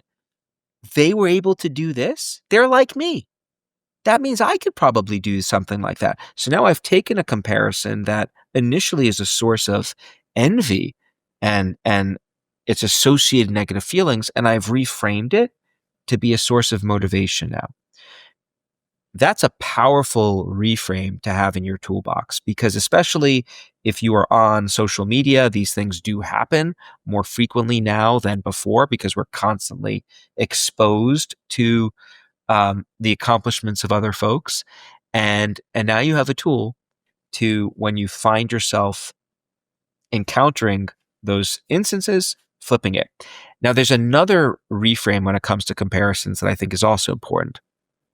Sometimes we will come across individuals who have suffered some tragedy, um, work, health, relationship. And some people, when they come across that information, their default is to think, oh my God, it happened to them. It can happen to me. Mm. And that can be a source of negativity as well that can bring us down. Odd type of empathy. Yeah, it's like, oh no, like what if this happens to me? What if I get sick? What if I get nailed for whatever? Um, that can be the default, but a reframe here is, wow, I'm so grateful this hasn't happened to me, right? Like, you doesn't mean you don't still feel bad for that individual, but now like, oh my God, I'm so fortunate. I didn't get that diagnosis. Everything is fine. So it's a reframe there as well. So I like to share these with folks because I think these social comparisons that are such a huge part of our lives, um, we can often feel trapped when we engage in them. And there are things we can do to lessen the negative impact that they have. So that's another way in which you could manage your relationships. Yeah, go for it. What's the role of secure versus insecure attachments here? With respect to whether you, like how insecure you are, whether you fall victim to these social comparisons. Yeah, and also the people that are around you. How important is it? You've got this sense, this lineage between you and this person, and whether they're on your team and whether they're supporting you and whether they've actually got your back. And you said before, be careful about who you give bad news to. Yeah. It's not, we don't always invest our emotions into the right people all the time. Well, I think so I stand by this notion that social comparisons are an inevitable feature of the human condition. And that given that, you want to have tools to mitigate the negative impact that they have and actually turn those comparisons into something you can benefit from. Having said that, there are things you can do to curate your experiences in this world to minimize the likelihood of engaging in certain kinds of comparisons that might repeatedly lead you astray. So what do I mean by that? If you find, for example, that there's someone on your feed, whatever your social media application of choice is, that they're a vulnerability spot for you. So they are someone who, maybe you don't like them, you asked about liking, maybe they're a real competitor, and you find that just, learning about their monthly podcast downloads just sends you astray. Yeah, these right? secret enemies who we've maybe never met or never spoken to or don't even know that we exist, and yet here we are, like hating them secretly. That's right. So, what did we talk about with the pizza before? That getting rid of that pizza and the trigger in the first place, from a regulatory standpoint, is likely to be a lot more effective than having to deal with it once it is activated. So curating your feeds, right? Minimizing the degree to which you come into contact with that information. That's another step you can take. That's kind of like your environment design thing but it's a digital environment design. And it's blending the environment and the social, which is another important piece to keep in mind, that these tools often go hand in hand. So like another example of that is nature. Going for a walk in nature, that's an environmental tool. But one of the reasons why nature is so restorative is it captures our attention from the sensory experiences, the smells, the sights. So there are these ways in which these different shifters are coming together in different experiences. Final one, culture. It's the air we breathe. It is everywhere. And it's often something we take for granted. And I think the more we stop to really think about the role it plays in our emotional lives and the lives of people we care about, the better off we will all be. What is culture? Number one, it's our values and our beliefs. So, let's bring this whole conversation full circle. Do you think you can actually control your emotions? Yes. Our culture, thank you, good answer. Our culture is giving us those beliefs. Like, I am communicating to my kids from the time they're little that, yeah, you may not be able to control when you experience an emotion, but once you have it, there's a lot of things you can do. You don't have to feel this way. If you don't want to, you can do these other things, right? So I am the culture, and family is a kind of microculture. I'm giving my kids values and beliefs.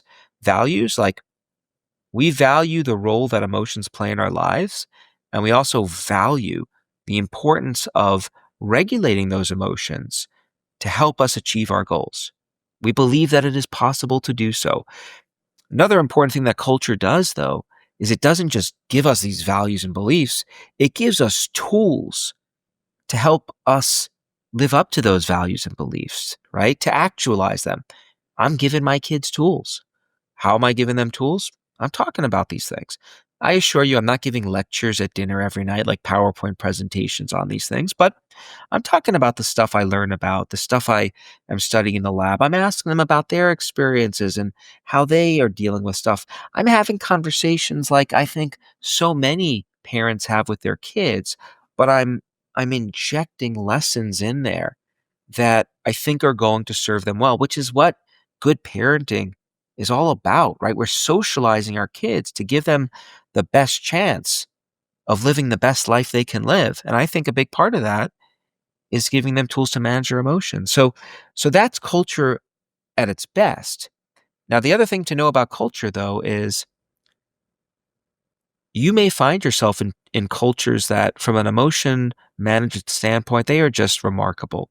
Certain organizations really value um, having a healthy, positive kind of orientation. They give you lots of tools, benefits for helping you manage your emotions. Other cultures can be toxic with respect to, emotions, like they don't matter. We're going to grind you away. Survival of the fittest. If you find that you are in a culture that is pushing your emotions consistently in the wrong direction and there's not much you can do about it, then you've got some interesting options. And one option is to leave that culture and switch over to another one if it is not serving you well, because it is ever present and it can exert a powerful role on your emotional life. I suppose that relationships will have that. What is the? I heard it said the other day. It's so cool. When you get into a relationship with someone, you create your own subculture, and That's everybody right. everybody knows that.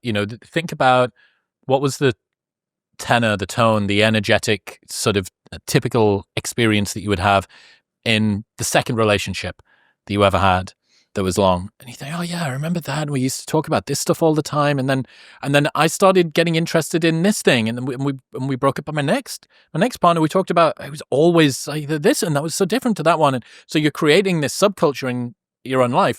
And I suppose that if you check in with what is the emotional subculture within my household, within my friendship group, within my relationship, I really, I don't like this. Well, I guess you've got two choices. You can either give them this podcast episode in your book and say, hey, look, we can change this. And I think that there's some room for improvement and it would be better for you and better for me.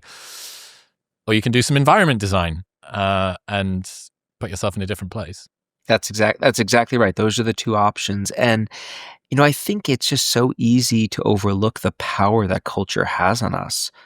But it's the air we breathe. It's ever present. I get the sense that some sort of accountability buddy with a lot of the work that you're doing at the moment would be really great. The person that you speak to very regularly, maybe it is your partner or a close friend or whatever.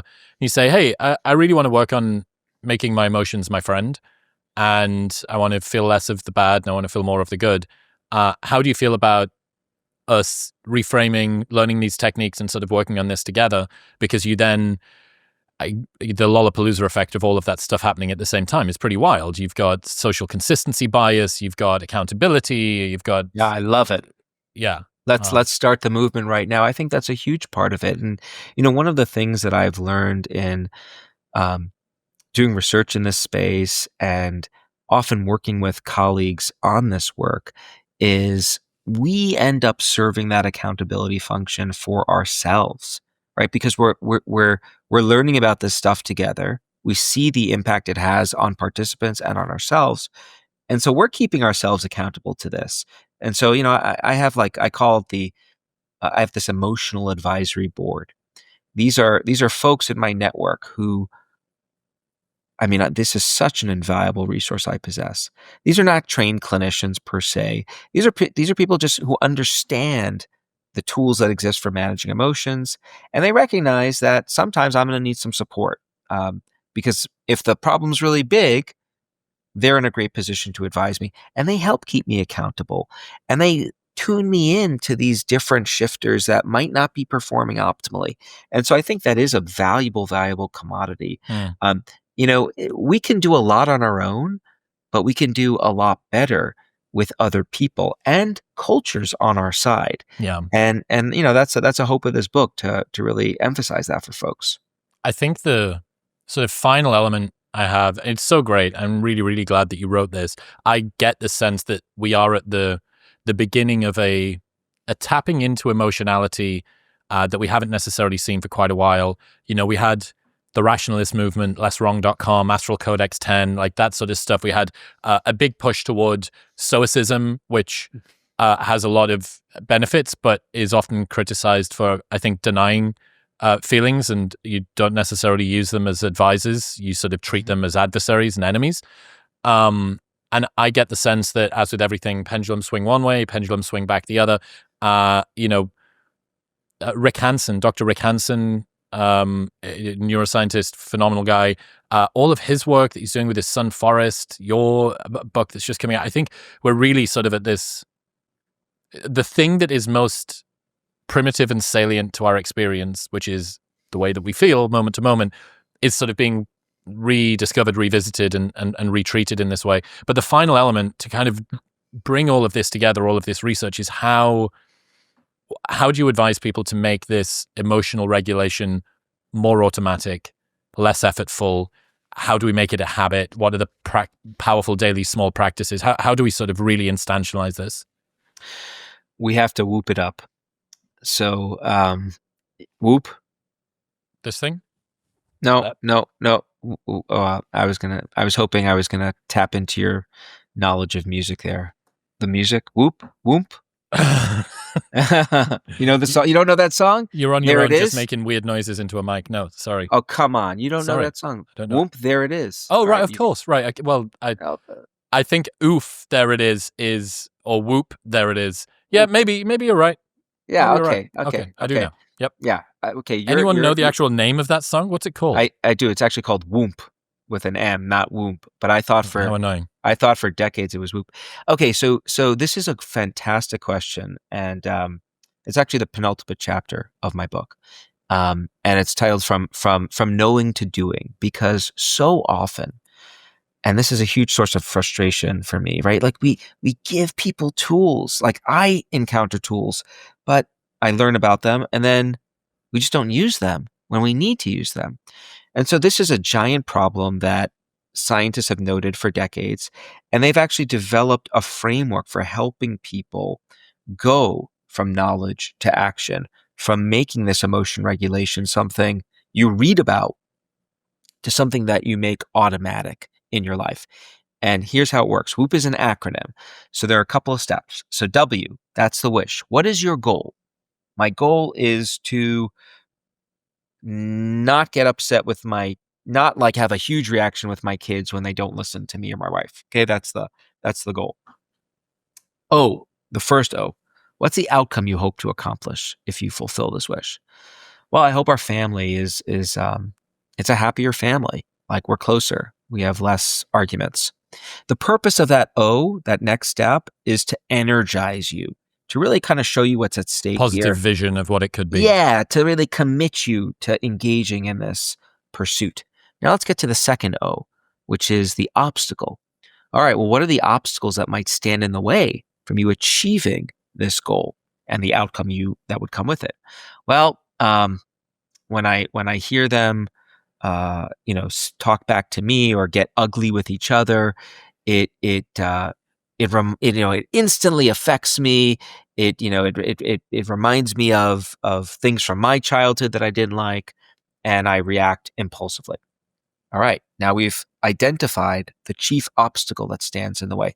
Now let's get to the P, which is a plan. But it's not a specific plan. It's what we call an if-then plan.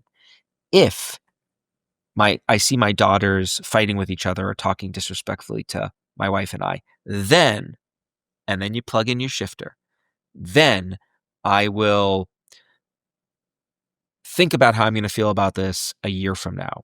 Or then I'm going to broaden my perspective by recognizing they're kids, their brains are still developing, they don't have great control yet.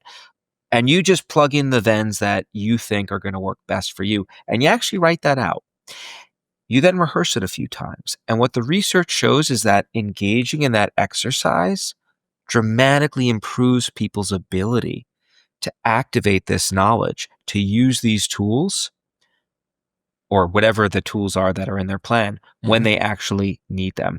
Interestingly enough, this is something very similar to what the Navy SEALs do before they have missions. So they will sit down in a group. They will first specify what's their goal, what's the outcome they hope to achieve. Then they'll list out what are all the obstacles that might stand in the way. For every obstacle, they come up with a plan. If this happens, then we're going to do this. If this happens, then we're going to do that. And then they go around the room and Socratic style call on one another to make sure everyone has that plan intact. This is one of the most successful organizations in the world at accomplishing their goals. And they're using a framework that is very similar to what scientists have suggested all of us can use to help us achieve the regulatory goals that we have. And so if you're committed to something, if there's a goal you have that's really important, consider doing one of these whoops. The more you do it, the more ingrained it'll become. Wow. Yeah, I guess the one other element, would you mind giving us some of your favorite recipes or some of your favorite stacks of what you tend to put together? Because I think that would make give people a good place to start. There's a lot of experimentation that people can go through, but maybe getting to jump ahead a couple of steps might be useful. Yeah, so I'll give you my go-to shifters. I'll preface it by saying I think the challenge that everyone faces is learn about all the tools that are out there and then start experimenting to finding the tools that work best for you. I've done that, and I have some great plans that work for me. So if I'm like phase 1 shifting for me, I jump into the mental time travel machine, forward in time, back in time, and I coach myself through the problem using my own name and you. Like those 3 distancing tools, very, very powerful for me. I will also I'll also use attention. I'll take some breaks. I used to try to dive into something right away. If I can afford not to, if I can take some time away and distract a little bit, I will do that as well. Depending on the context, music is always at the ready. And I specifically use music prior to performance contexts. I find that sometimes I actually need to amp myself up. Like I speak a lot. And so sometimes it's like I'm going in there and I'm like, just going through the motions right now. Yep. That's not good, right? So I've got some heavy stuff that kind of gets me going. Sometimes though, if the stakes are really high, right? It's the equivalent of your Manchester performance. Like I need something to kind of like calm me down, right? And get me locked in. And so I'll use music as a shifter as well. Let's say that round 1 suite of tools, and I mix it up depending on the situation amongst those few. Let's say that doesn't work. Then I go right to my emotional advisory board. I call a couple people. They are on retainer. They're always available when I need them, and I will activate them. And that's typically for more intense problems. And I'll go for a walk in nature. There's an arboretum near my house. That's like level 2. If that doesn't work, we've got some serious problems. Yeah, but typically, like those are the things that I really benefit. Like, 9 times out of 10, those tools work. And sometimes I'll have to cycle through them a little bit, but it constrains the amount of time I spend in an undesirable state. One final question. Let's say that somebody's feeling something good. they're feeling a good emotional state. We've spoken a lot today about managing negative ones. Based on the evidence and the stuff that you look at, or maybe your personal life, what do you do to try and enjoy, absorb, perpetuate that enjoyable emotional state more? So you want to do the opposite of what we talked about before. When we talked about distancing and sometimes focusing away, let's zoom in on this and immerse ourselves in it. I, me, my. We don't want to be you and your name. We want to just bring that experience really close and stay with it. So what I'm describing right now is what we often refer to as savoring. And this is my sleeping pill. What do I mean by that? I learned this shortly after my first daughter was born, that the best way to help me fall asleep at night is I'd close my eyes and I would just imagine her. I would just see her as a new dad. This was just this intoxicating experience. And I imagine her doing something earlier that day. And that just was this wonderful feeling that helped me go to bed. If I want to savor an event now, I'll think about something great that has happened to my kids, my wife, my lab, myself, and I'll just replay in very concrete detail the specific elements, the what happened to them in that experience or what happened to me.